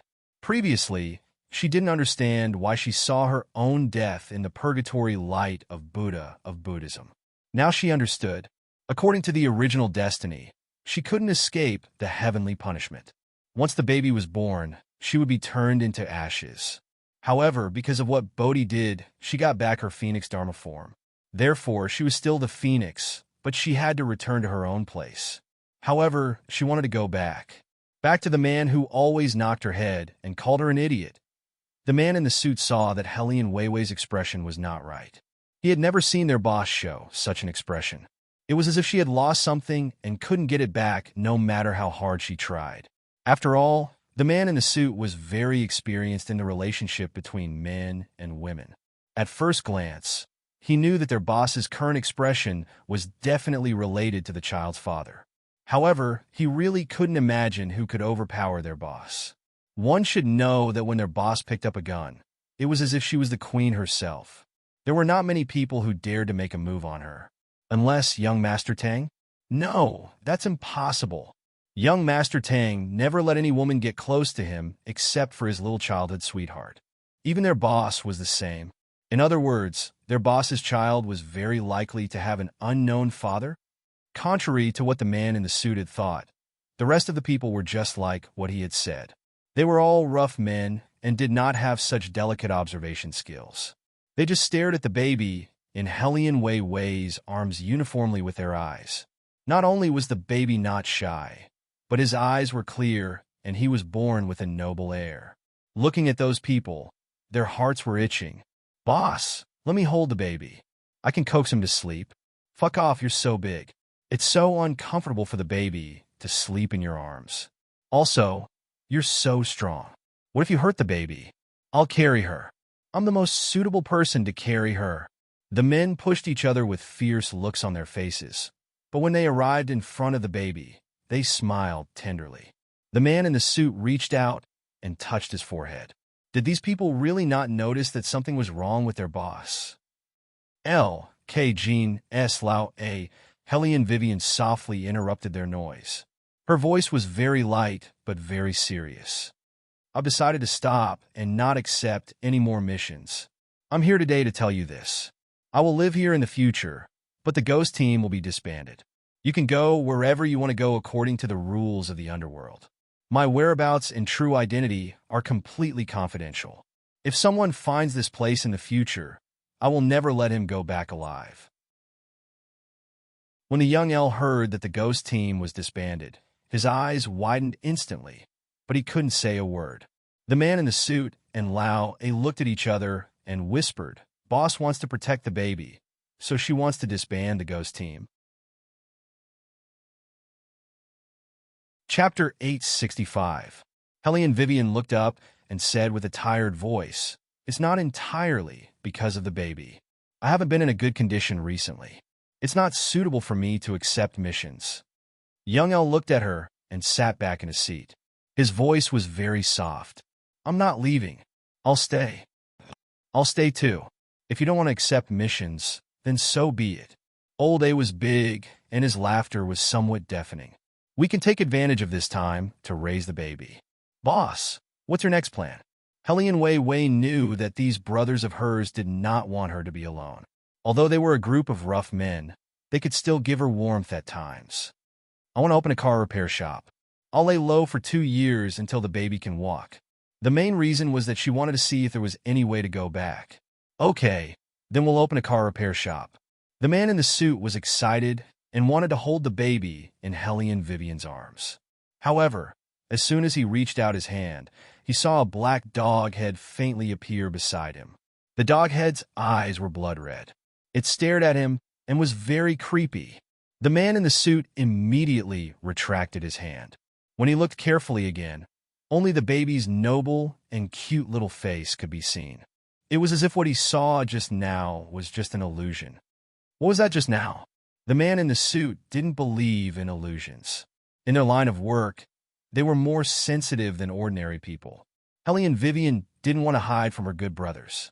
She simply said to the person behind her, "Little Black, come out." In the next second, a black wind seemed to blow in the room. In the fog, a black magical dog slowly walked out of the air and stood behind Helly and Vivian. Its eyes were scarlet. The man in the suit narrowed his eyes. At first glance, he knew that this wasn't an ordinary black dog. The others also looked at each other and didn't say anything. They just waited for Helly and Vivian to speak. Whether you believe it or not, after being in a coma for a month, when I woke up, not only did I have a baby, but my eyes also had a problem. Helly and Vivian glanced at the brothers standing in front of her. "Now, I can see ghosts." Hearing that, everyone swallowed a mouthful of saliva. They were all in disbelief. One had to know that in their line of work, they were all materialists. Ghosts and gods did not exist in their eyes. However, after the shock, there was a strong sense of interest, especially the man in the suit. "Since that's the case, why don't we take advantage of the free time to take on some private jobs?" After saying that, he winked at Helly and Vivian. "We can also earn some money for milk powder." Helly and Wei Wei smiled and agreed with what he said. S was in charge of the finances of the spirit organization. S was equivalent to the financial manager and business manager of the Phantom. In less than a day, he found a piece of land in the capital of Huaxia. The location of the land was very mysterious. There were antique shops on both sides of the road. At the end of the road was a kindergarten, and there was only one car repair shop. From that day onwards, the famous ghosts of both the black and white sides were disbanded. No one knew where they had gone. Some said that they had entered the National Defense Department, some said that they had gone to the Sahara, and some said that they had gone to Dubai to fish for gold. But in fact, only the young master of the Tang sect knew. This group of thugs didn't go anywhere. They concealed their identities on an inconspicuous street and lived the most ordinary life. "Young master, don't we have to do anything?" In front of the large floor-to-ceiling window, a young man wearing a black mask asked the man sitting in the office chair in a low voice. The man smiled, shook the goblet in his hand twice, and gently took a sip of the red liquid inside.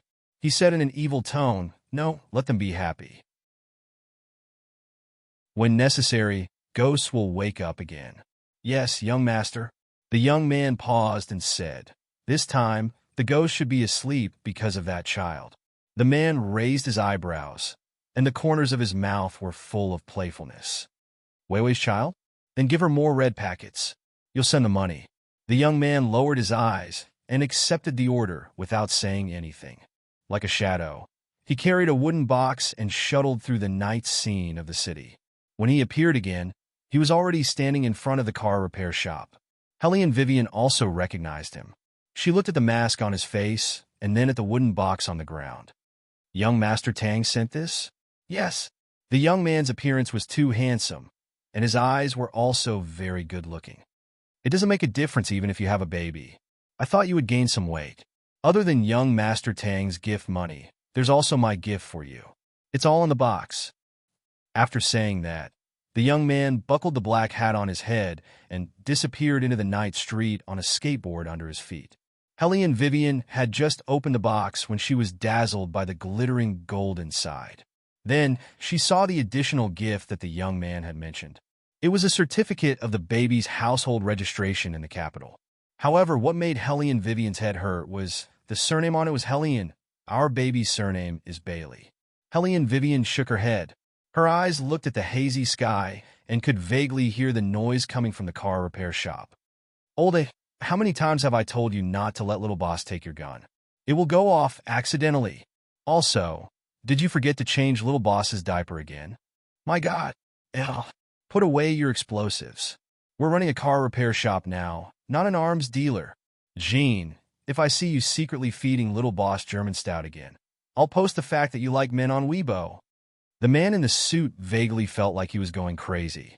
6 rough men raising a little Prince Charming, plus Helly and Vivian, this carefree mother, who knows what kind of person Bao Bao will be raised into. The only thing that can be confirmed is that Bao Bao is definitely not to be trifled with. However, compared to Bao Bao, the fact that Bao Bao is not to be trifled with is what really makes people unable to sleep early in the morning in the huge palace. Eunuch Sun was panting and chasing a little boy in a yellow brocade robe all over the floor. "Little Highness, wait for me, Little Highness." The little boy didn't do anything, but he was stepping on an evil spirit who originally planned to steal food in the palace. The evil smile on the corner of his mouth was very vicious. Except for Green Dragon and Fire Cheelin who were following behind him, the rest of the eunuchs and palace maids didn't know what he was doing at all. They thought that their little highness was just exercising a little more. After all, compared to ordinary children, the little highness was unusually smart, which had already formed his personality. Compared to the royal family, the little highness's personality was cooler and harder to manipulate. He never let people hold him, or maybe it was his innate arrogance that made it seem like he was looking down on everyone, especially those eyes, which were like red and translucent gems. At first glance, people would feel that they were ancient and mysterious, but at the same time, full of evil. Chapter 866. This was what Bailey Jiaju saw when he came out of the palace. The hostility on his body was getting more and more obvious. In contrast to the hostility, his expression was getting more and more indifferent, no matter who he was facing. Seeing him coming over, the big baby first looked up, then reached out his hand and held Beligaju's long legs in his arms. There was a big, evil smile at the corner of his mouth. Eunuch Sun knew that the little highness was going to pee when he saw his posture. He could not bear to look and covered his face. Beligaju naturally noticed the wetness on his feet. He reached out and lifted the child up, stripped the child's clothes, and let him hang upside down on his legs for others to admire. The big baby was still smiling, but at this moment his handsome little face was completely black. The pair of eyes that looked at Beligaju was definitely not friendly. Beligaju sneered and let the baby's eyes meet his. "Son, you better be good, don't provoke me." The big baby narrowed his eyes. His expression was very cold. It was obvious that he did not respect Beligaju.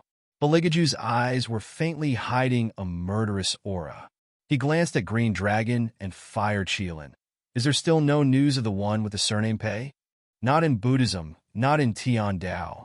Cheelin and I made a preliminary judgment that he is in the human world." Green Dragon lowered his eyes, his long hair brushing the ground. Beligaju suppressed the rage in his heart. His voice was cold. "Find him, or do something to make him come out. The one with the surname, Pei shouldn't want to see too many people die in the human world." When Green Dragon and Fire Cheelin heard Beligaju's words, they knew what he wanted to do. His Highness' idea of destroying the world had never changed. As time passed, this idea would become more and more ingrained. They had to speed up, otherwise, all the demons in the entire divine mainland would appear under his command and occupy the human world. Of course, this result was not bad for them. After all, they had been like this hundreds of years ago. However, both Green Dragon and Fire Cheelin knew that the only way to make their master feel better was not to destroy anything, but to find the princess again. The Fire Cheelin had been by Beligaju's side for the longest time, and this kind of situation had happened before. Back then, its master was still a child. But it was that child who tore apart dozens of demons with his bare hands after the princess Consort disappeared. The people in the palace also died because of the pressure released by His Highness. At that time, His Highness' primordial spirit had yet to return to its original position. Even he himself could not withstand the power he released at that moment. Right now, His Highness was both a celestial being and a demon being. If he wanted to, he could even cause the 6 paths to go into chaos. Therefore, history could not be allowed to repeat itself. What the Fire Cheelin didn't expect was that its master would explode so quickly. About 3 months later, his subordinates replied that they had seen traces of Pei in Dunhuang. They had indeed arrived at the boundless desert, but they couldn't find anyone. There was only an ancient city standing tall in the middle of the desert. The city was like an ancient Greek temple. It wasn't complete, but it was incomplete. There was no one inside, and the temperature was so high that it made people feel thirsty. Occasionally, one or two reptiles could be seen on the sand. The surroundings were like a golden desert. It was a barren land that stretched as far as the eye could see. When the wind blew, one could see the white bones inside. This place was not simple.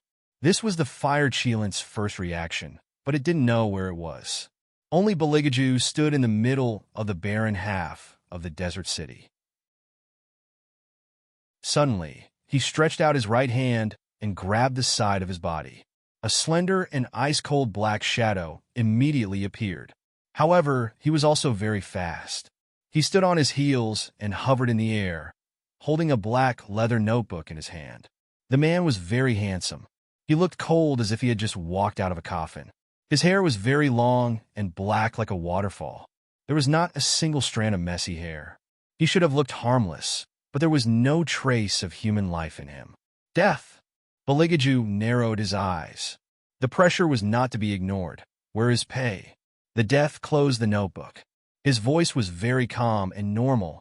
I'm looking for him too. When Bailey Jia Ju heard that sentence, he knew that the one with the surname Pei was no longer here. Since that was the case, he could only force him out. Bailey Jia Ju did not spread the news to look for the one with the surname Pei. Instead, he returned to the magical realm 3,000 feet below. He sat on the high and mighty dark throne with one hand supporting his chin. He looked at the group of demons gathered under his feet with a cold and bloodthirsty expression. He opened his thin lips slightly and uttered only one word, kill. For thousands of years, the demons that surrounded Mount Bujo followed an unknown order. Unless they were very hungry, they would never rush into the human world. Now, their king finally had no more scruples. Naturally, they didn't have to follow so many rules anymore. This was a carnival that belonged to the demons. Every huge black shadow rushed out of the ground with a low roar. Such a huge evil was enough to flatten the entire 3 realms and 6 Dao.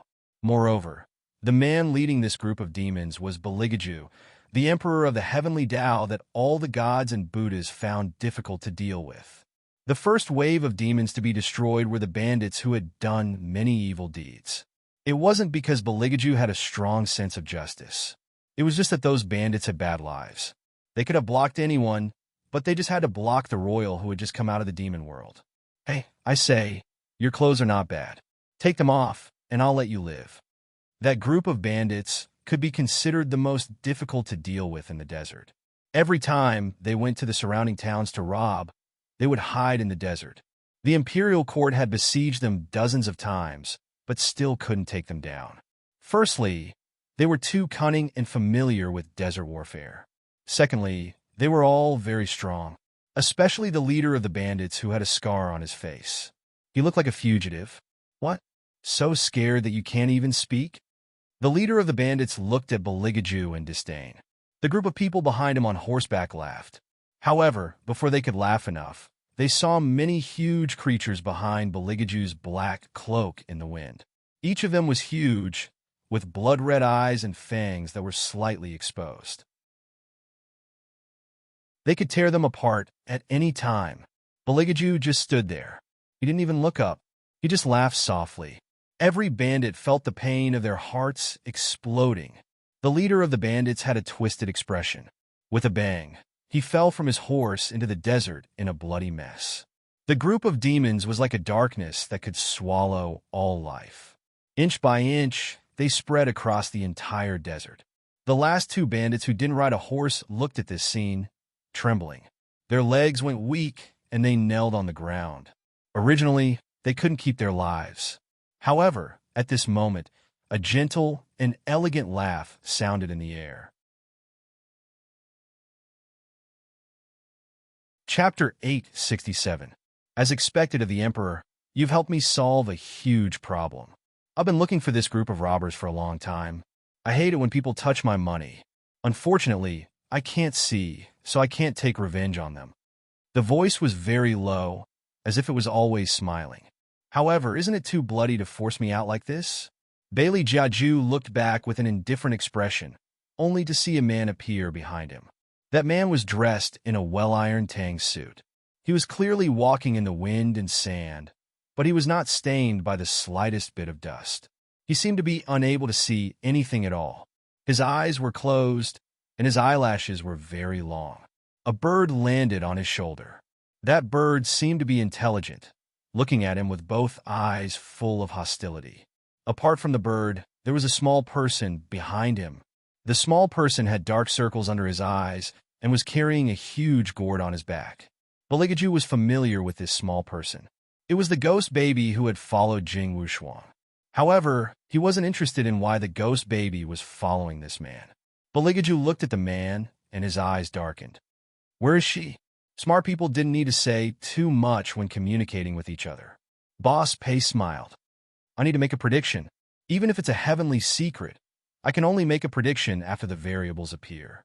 Upon hearing this, Beligaju's eyes landed on the Bodhi tree that the ghost baby was holding. Then he lowered his eyes and bit off the black gloves on his hands. He bit his fair wrist, and the purest blood of the heavenly axiom dripped onto the Bodhi tree. Can you make a prediction now? Boss Pei couldn't see, but he was more transparent than people who could see.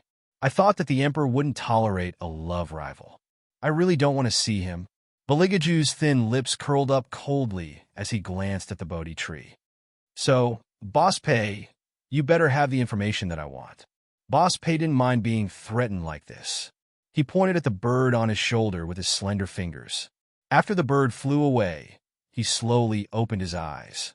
As he opened his eyes, countless strands of power formed into slender threads.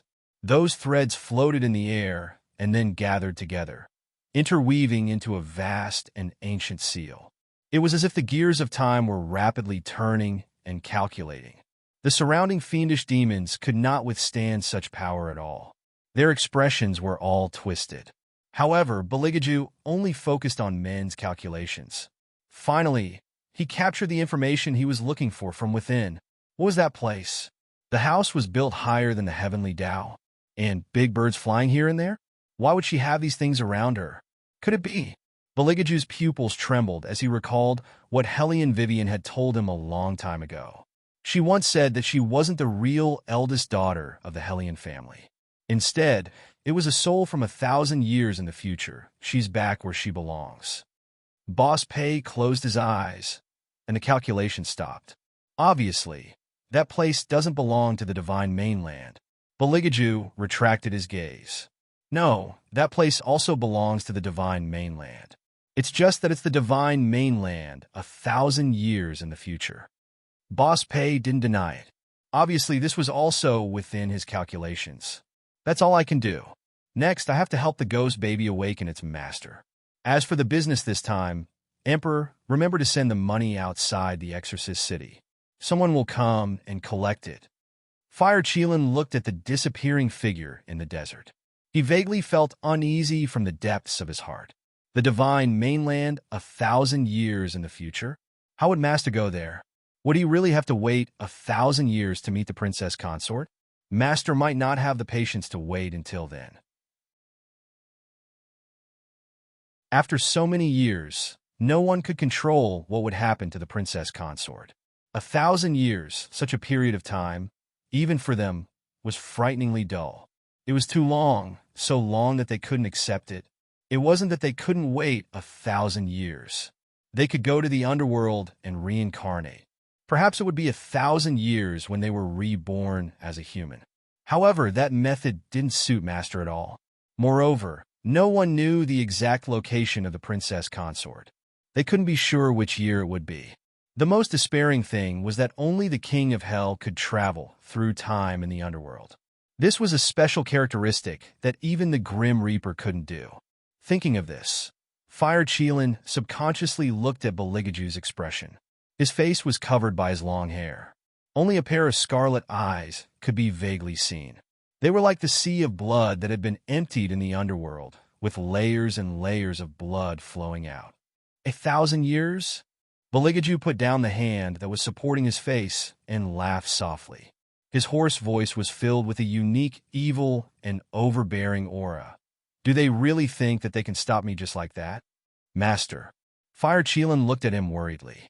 Bailey Jiaju's pair of eyes had already started to show a gold tint of paranoia. Countless sand and dust soared within the gale. Those resentful spirits from the ghost town that were buried under the ground were all sucked into this unknown force. The underworld shook violently.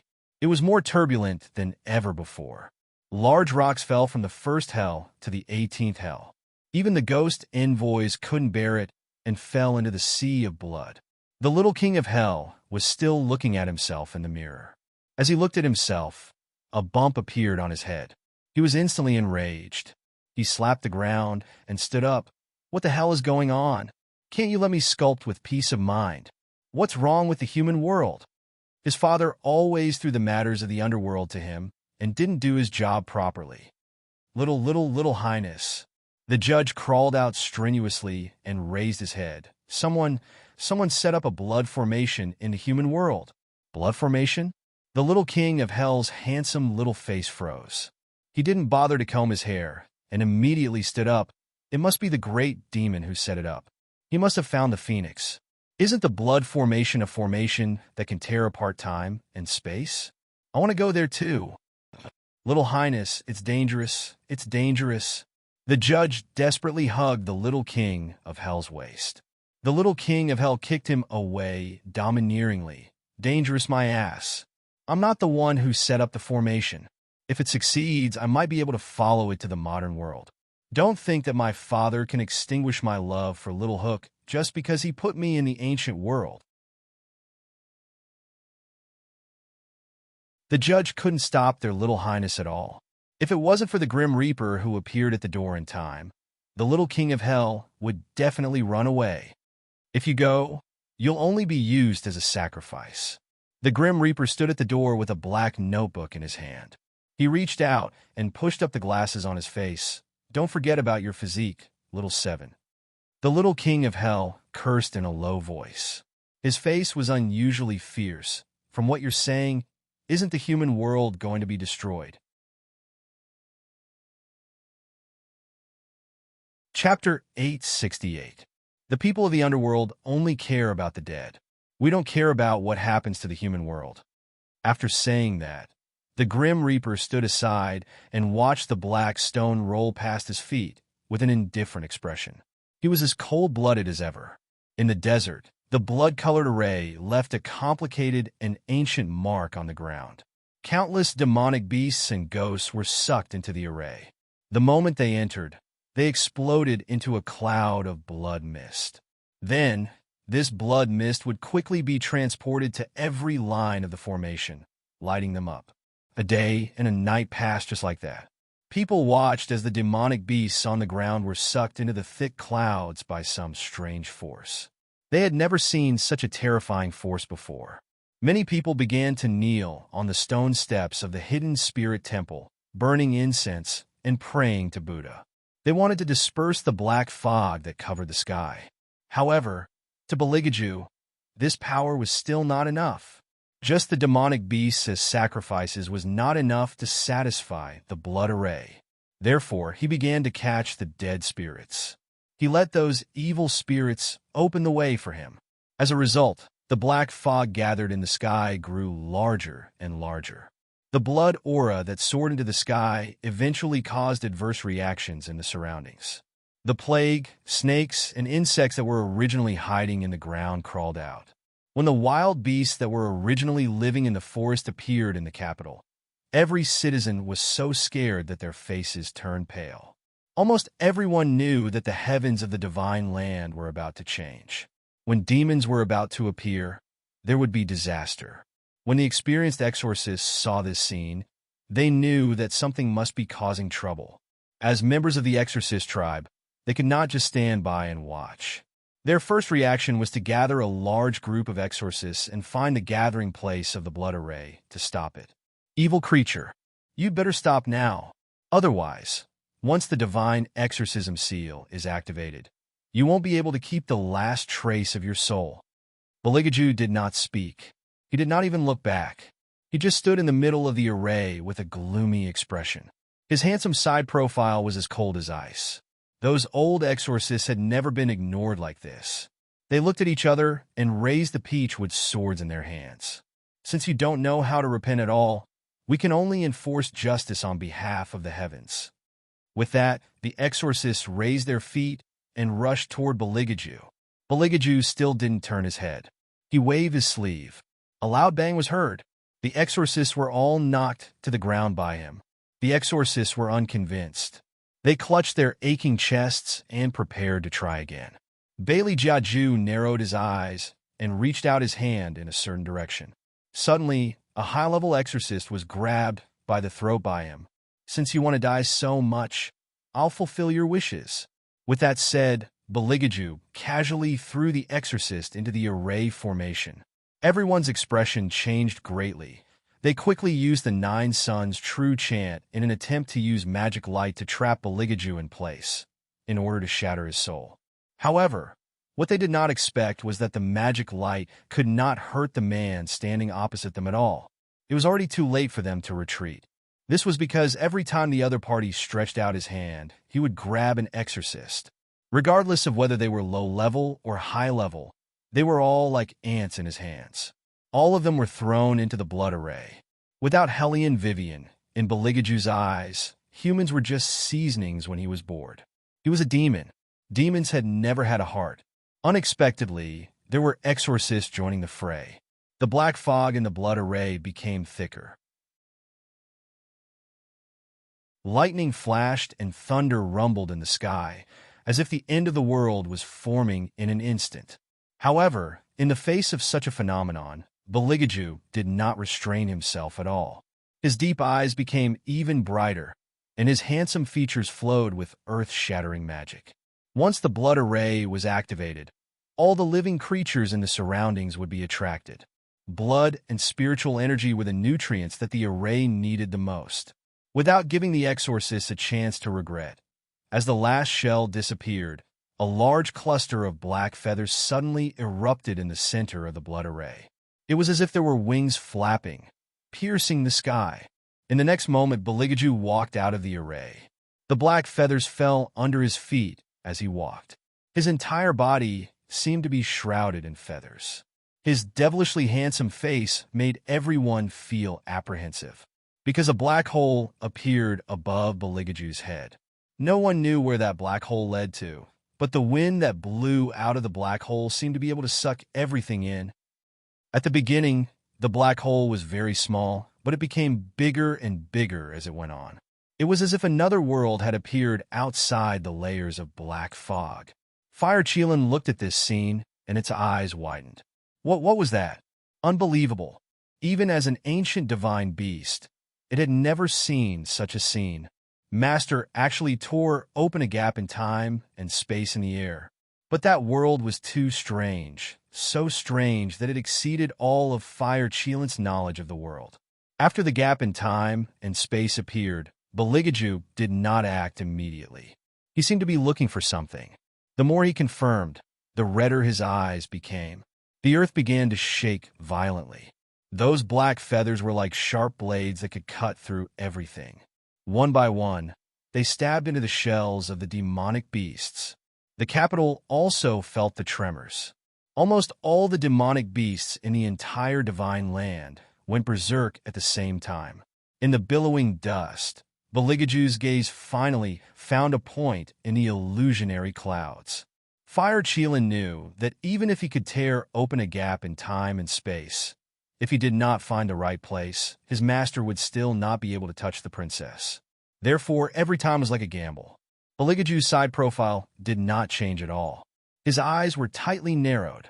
The black fog that was originally shrouding the sky suddenly rushed down and enveloped his entire body.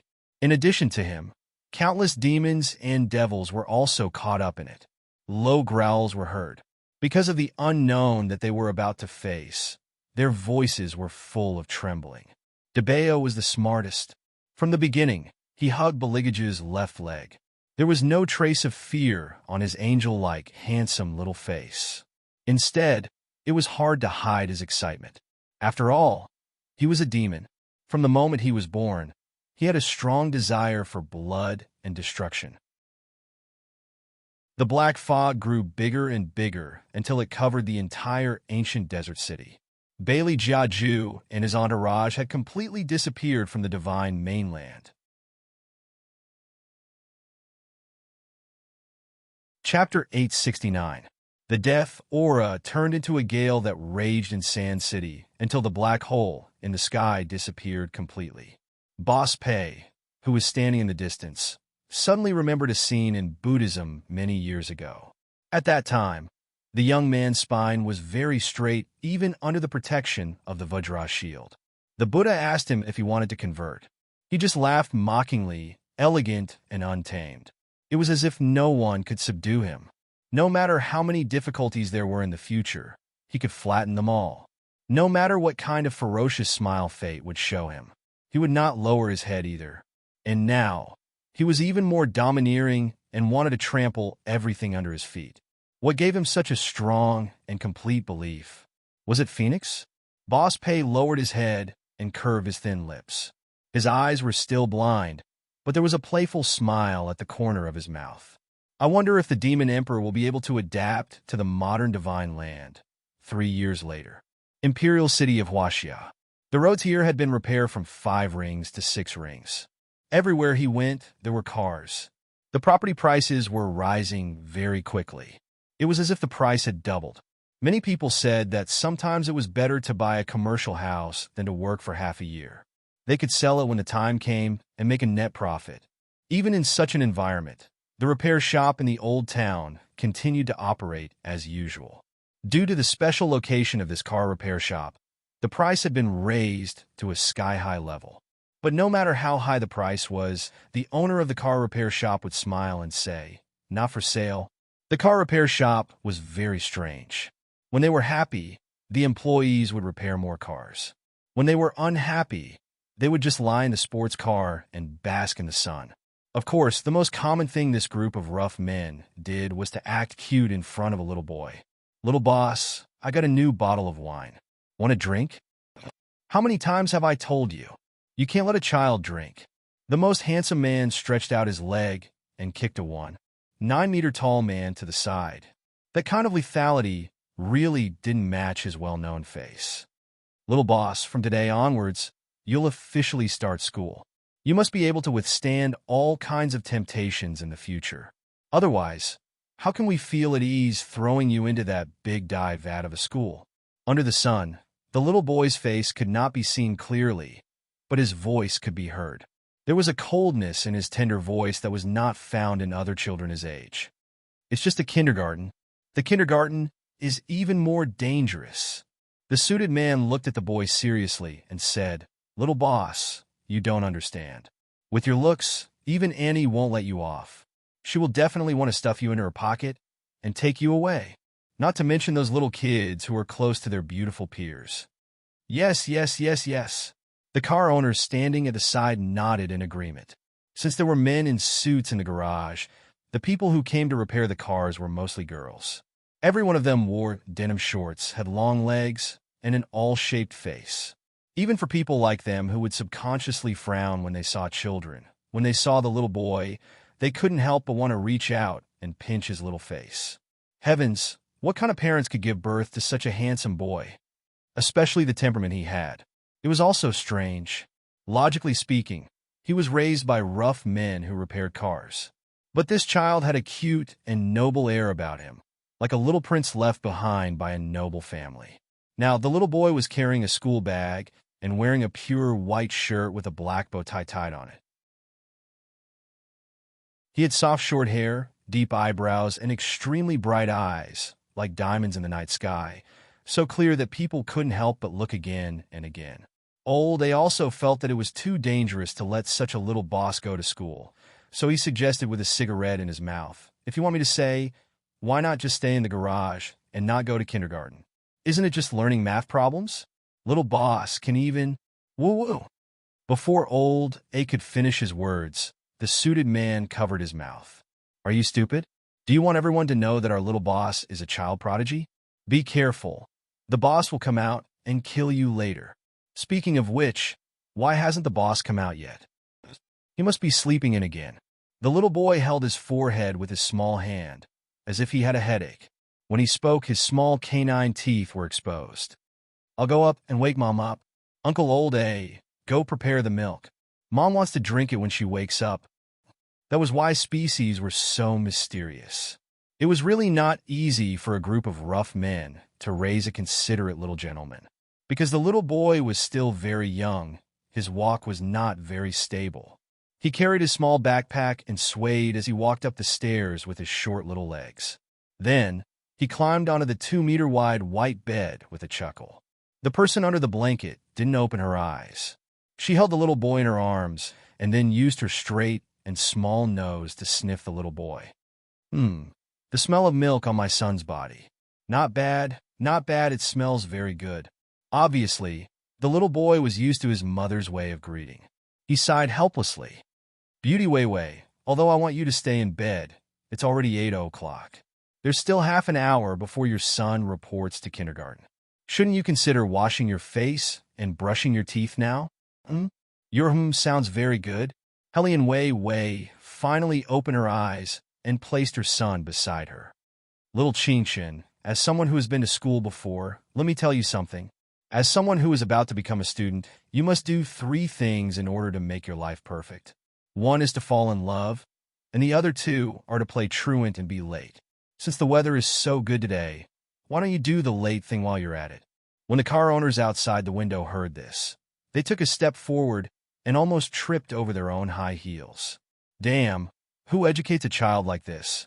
It was not easy for the little prince of the car industry to not be led astray.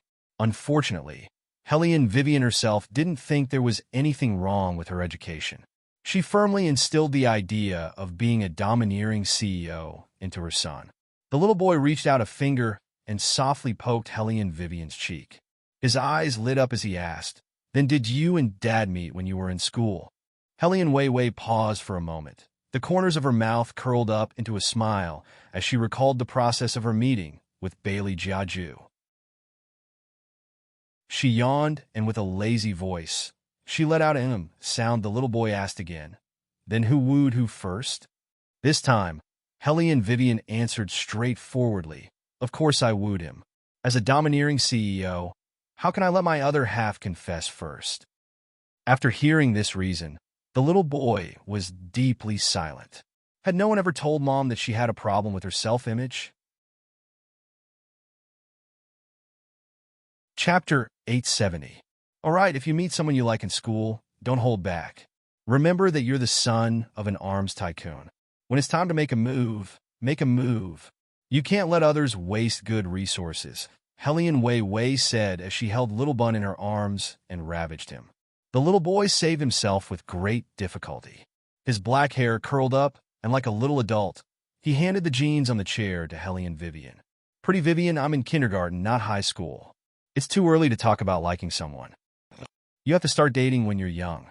Helian Wei Wei casually pulled a pure black headband and tied up her long hair. That face, no matter when you looked at it, would always make people feel that it was breathtaking. She revealed a very serious expression. "First of all, you must find a beautiful one." The little boy handed her the milk he had prepared. "Pretty Vivian, don't tell me that you liked my dad's face back then. What else could it be?" Helian Vivian reached out to pinch her son's little ears. She lazily stretched her waist. "Other than his face, his body is not bad." And his voice. "Children shouldn't ask so much." The little bun. "Did I ask around?" Mom was the one who was willing to tell me.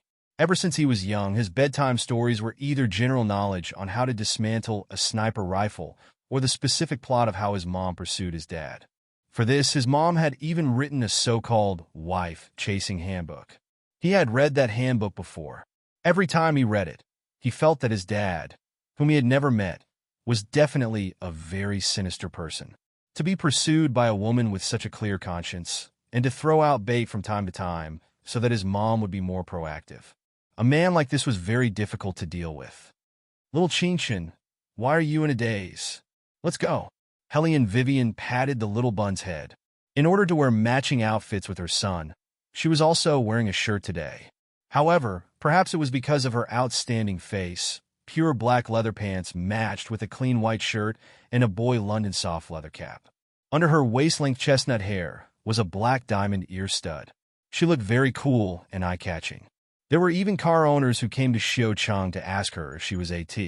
After all, such a girl was always too eye-catching. That kind of beauty that blurred gender was really hard to ignore. In addition, she had a BMW Tomahawk that made people want to scream when they saw it.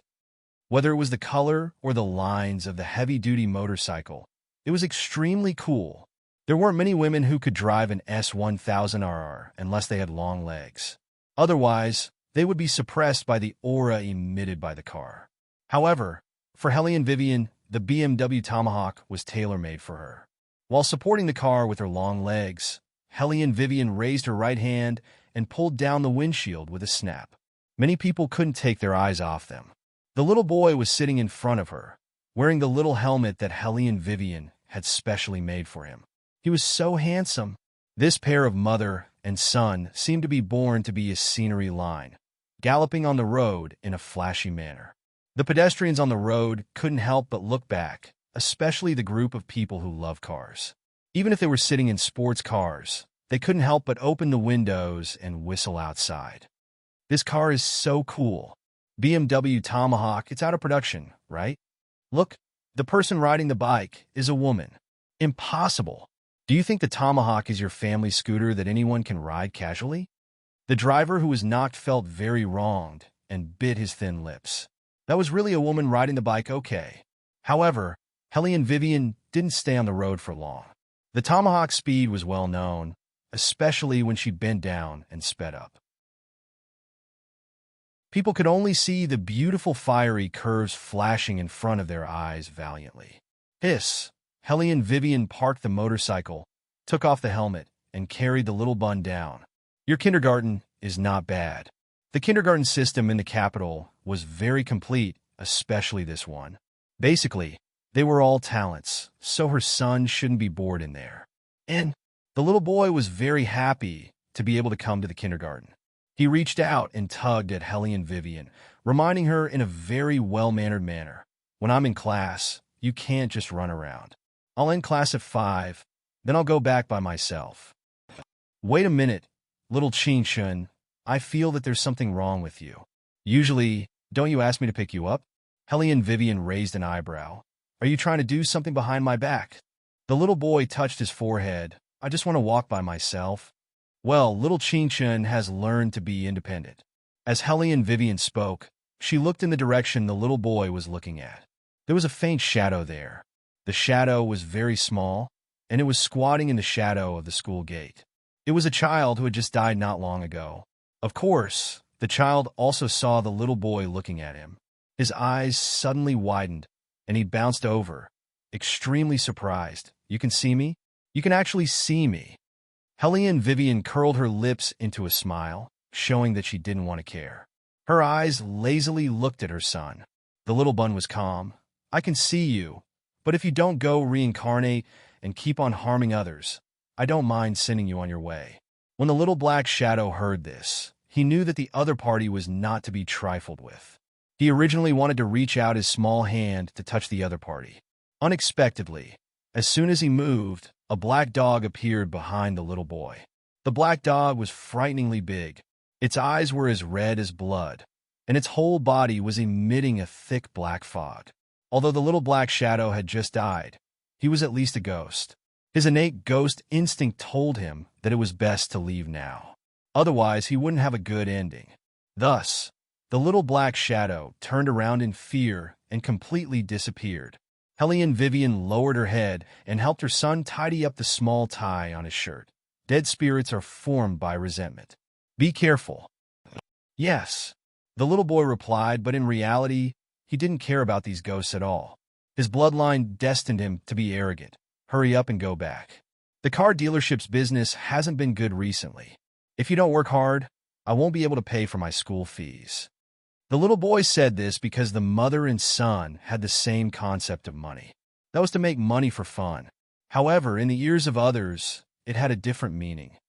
Wei Wei, why are you so miserable? I really didn't expect that the belle of the law faculty couldn't even pay for her son's school fees. Chapter 871. Hearing this, Hellion Vivian playfully raised her eyebrows and looked in the direction of the voice. She saw a well-dressed lady standing not far away. She had a bag in her left hand and an extremely fat boy in her right hand.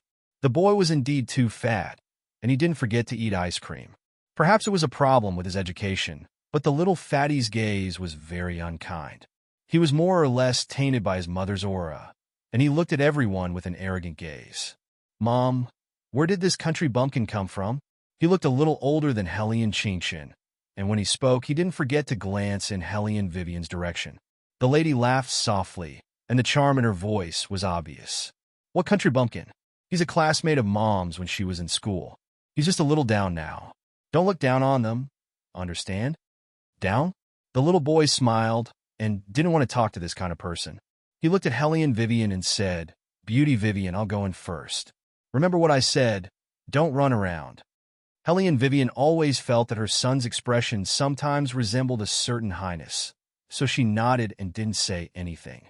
Seeing their reaction, the lady suddenly laughed. "Vivian, we haven't seen each other for 3 years. Back then, you were a famous person in school.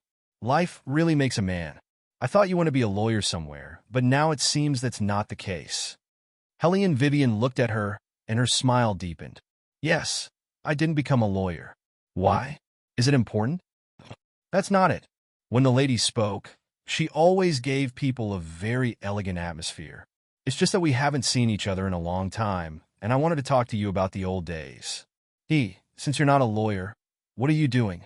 Hellion Wei Wei looked at her son swaying back as he walked into the kindergarten. There was no need for her to stay any longer at the entrance of the kindergarten. She nonchalantly said to the rich lady, "I'm here to repair the car." "Repair the car?" The woman's tone changed strangely, and then she laughed again. "That's really hard work, Wei Wei. My husband has invested in this kindergarten, and now he is also a director of the school. If you need any help, just tell me. Sometimes self-esteem is not worth much." Hellion Vivian yawned. No need. She still had that calm expression on her face. The rich lady remembered that she had always been like this during her university years. She always missed classes and seemed very mysterious. However, when she appeared, she would always steal everyone's limelight. There were many people who chased after Hellion Vivian in university. There were so many of them that the rich lady still felt a little angry when she thought about it now. However, if those people were to find out that a top law student had been reduced to fixing cars for others, what kind of scene would that be? It seemed that it was time to find a time to gather with everyone. The noblewoman handed the bag in her hand to the housekeeper behind her, and then said to the little fatty, "Son, if anyone bullies you, you must tell Mom. Understand? Listen to your teacher and don't eat during class. Then come and pick me up when I'm done with class." The little fatty was very clingy, and his mouth twitched. "Why is there such a country bumpkin in the school that Dad invested in? He's even more handsome than me.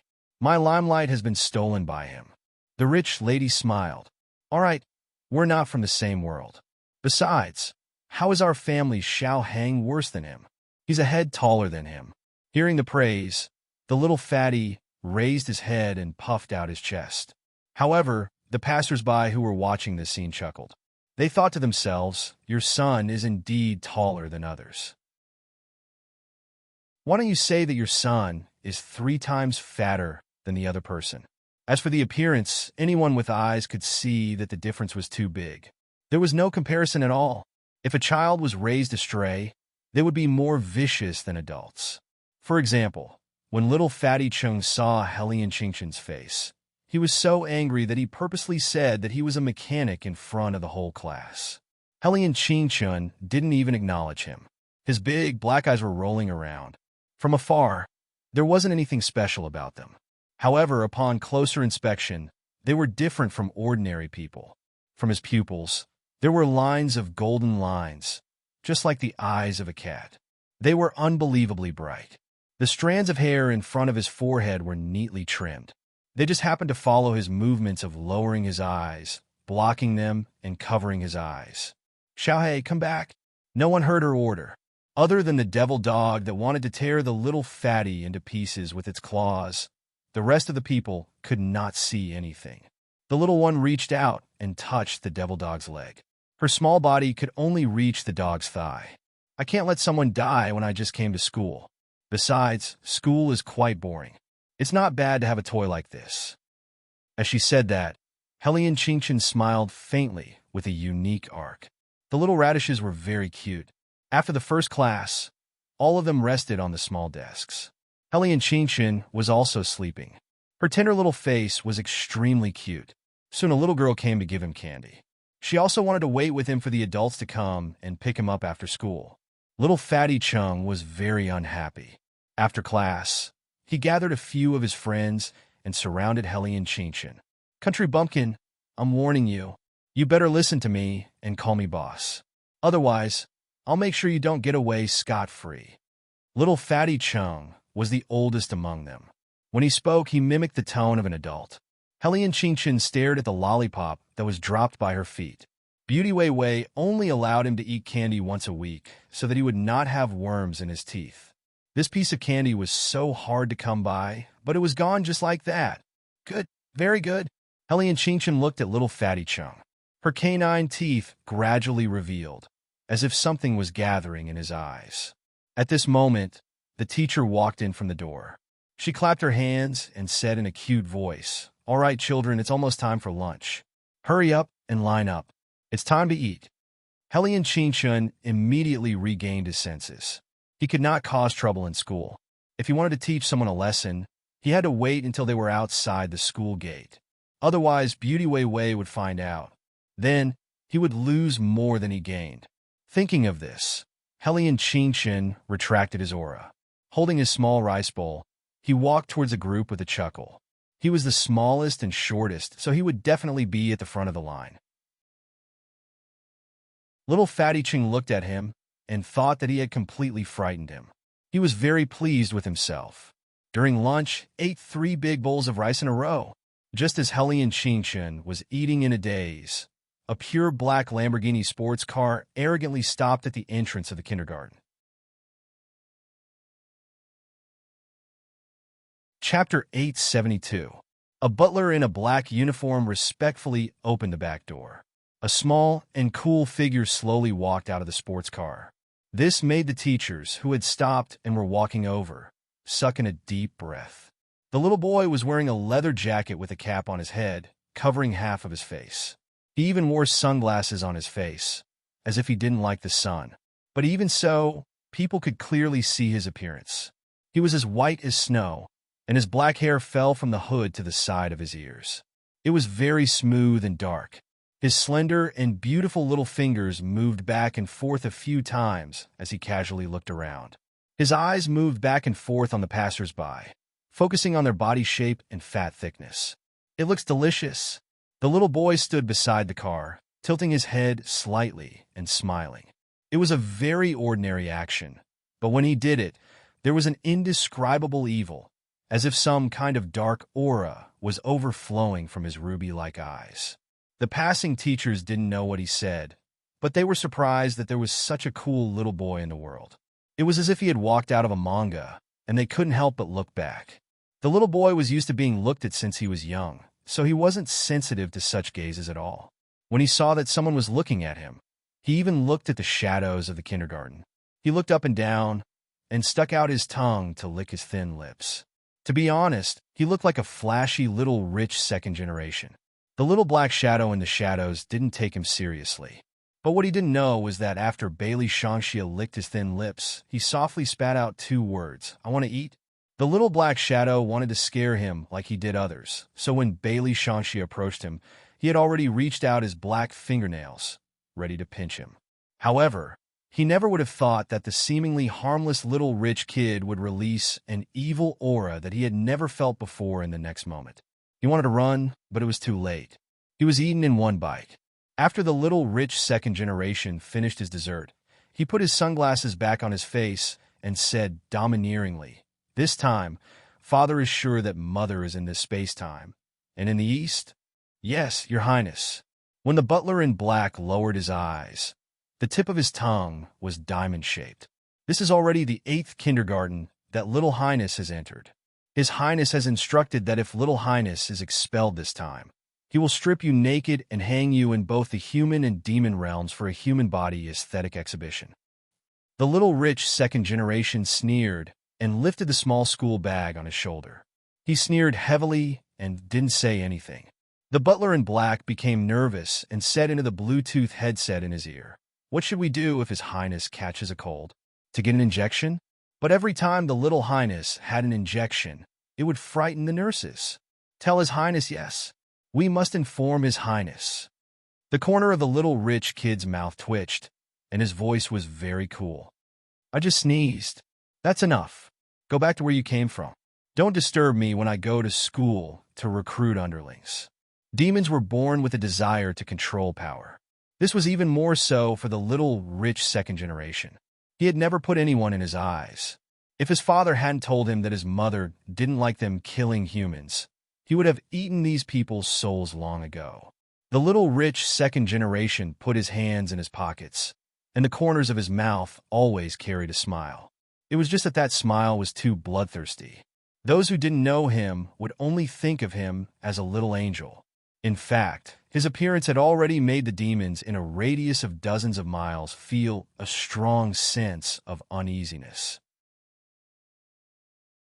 The little rich second generation had already forgotten that he was in his mother's belly. However, in his memory, there was always a pair of gentle hands that would caress her belly from time to time. At that time, he would always be with what he couldn't remember, but the little rich second generation knew that it was a very, very happy feeling. Therefore, even he wanted to find his mother as soon as possible. However, he was different from his father. Besides his mother, he had other interests, and that was to make his peers fear him. Humans were just toys to be played with. They were greedy, timid, and vain. They would always revere those who were richer and more powerful than them. Just like his father said, if he wanted to call the wind and summon the rain in this era, he must first successfully disguise himself as a human and then stand at the top of the pyramid. The little rich second-generation kid laughed again, letting his head teacher hold his little hand as they walked into their small classroom in a very, very cool manner. "This is the new Bailey Shangxie. He just came back from abroad. In the future, when the children learn English songs, Shangxie can lead the singing." The teacher introduced, but she still couldn't hide the amazement in her eyes. In the capital, there were countless wealthy families. However, there were only a dozen or so people whom the headmaster had personally instructed, and the one she was holding was one of those dozen or so people. When the children in the classroom heard that the other party came back from abroad, they bit their little fingers and tilted their heads. A foreigner? When it came to beautiful things, children would always actively surround them. They looked at the little rich second generation adorably and innocently, wanting to be friends with him. However, there was only one person who furrowed his little brows when the little rich second generation appeared. Why was there such a strong, evil aura? Could it be that he was a demon? No, if he was a demon, he would definitely be able to tell. Little Ching-Chin's eyes narrowed even more. Of course, the little rich second generation noticed her gaze. He looked in her direction without any reservation. His eyes were filled with a dangerous aura. From the moment he came in, he realized that there was something wrong with this human. Although he couldn't tell what was wrong with the other party, the feeling was too mysterious. The little rich second generation also narrowed his eyes. The two children were filled with hostility even before they spoke a word. This was the best news for little Fatty Chung. When he saw the clothes on the little rich second generation, he knew that the other party was rich, just like him. Little Fatty Chung had been influenced by his mother since he was young. Although he was still young, he was already subconsciously scheming against others. Therefore, after the teacher left, he took the initiative to bring the two children behind him to stand in front of the little rich second-generation heir during the class break. "Shangxie, do you also dislike that little country bumpkin? I heard my mother ask what his family does. He's a broken car mechanic and is extremely poor." Chapter 873. When Bailey Shangxie heard little Fatty Cheng's words, he raised his blood-red eyes but did not do anything. This made little Fatty Chung twitch his mouth. Under normal circumstances, when one heard that the other party was so poor, wouldn't one join him in scolding them? "Shangxie, We have discussed and decided to join forces with you to teach that little country bumpkin a lesson. Little fatty Chung continued to encourage the little rich kid with all his might. After he finished speaking, he even looked at little Ching Chun with disdain.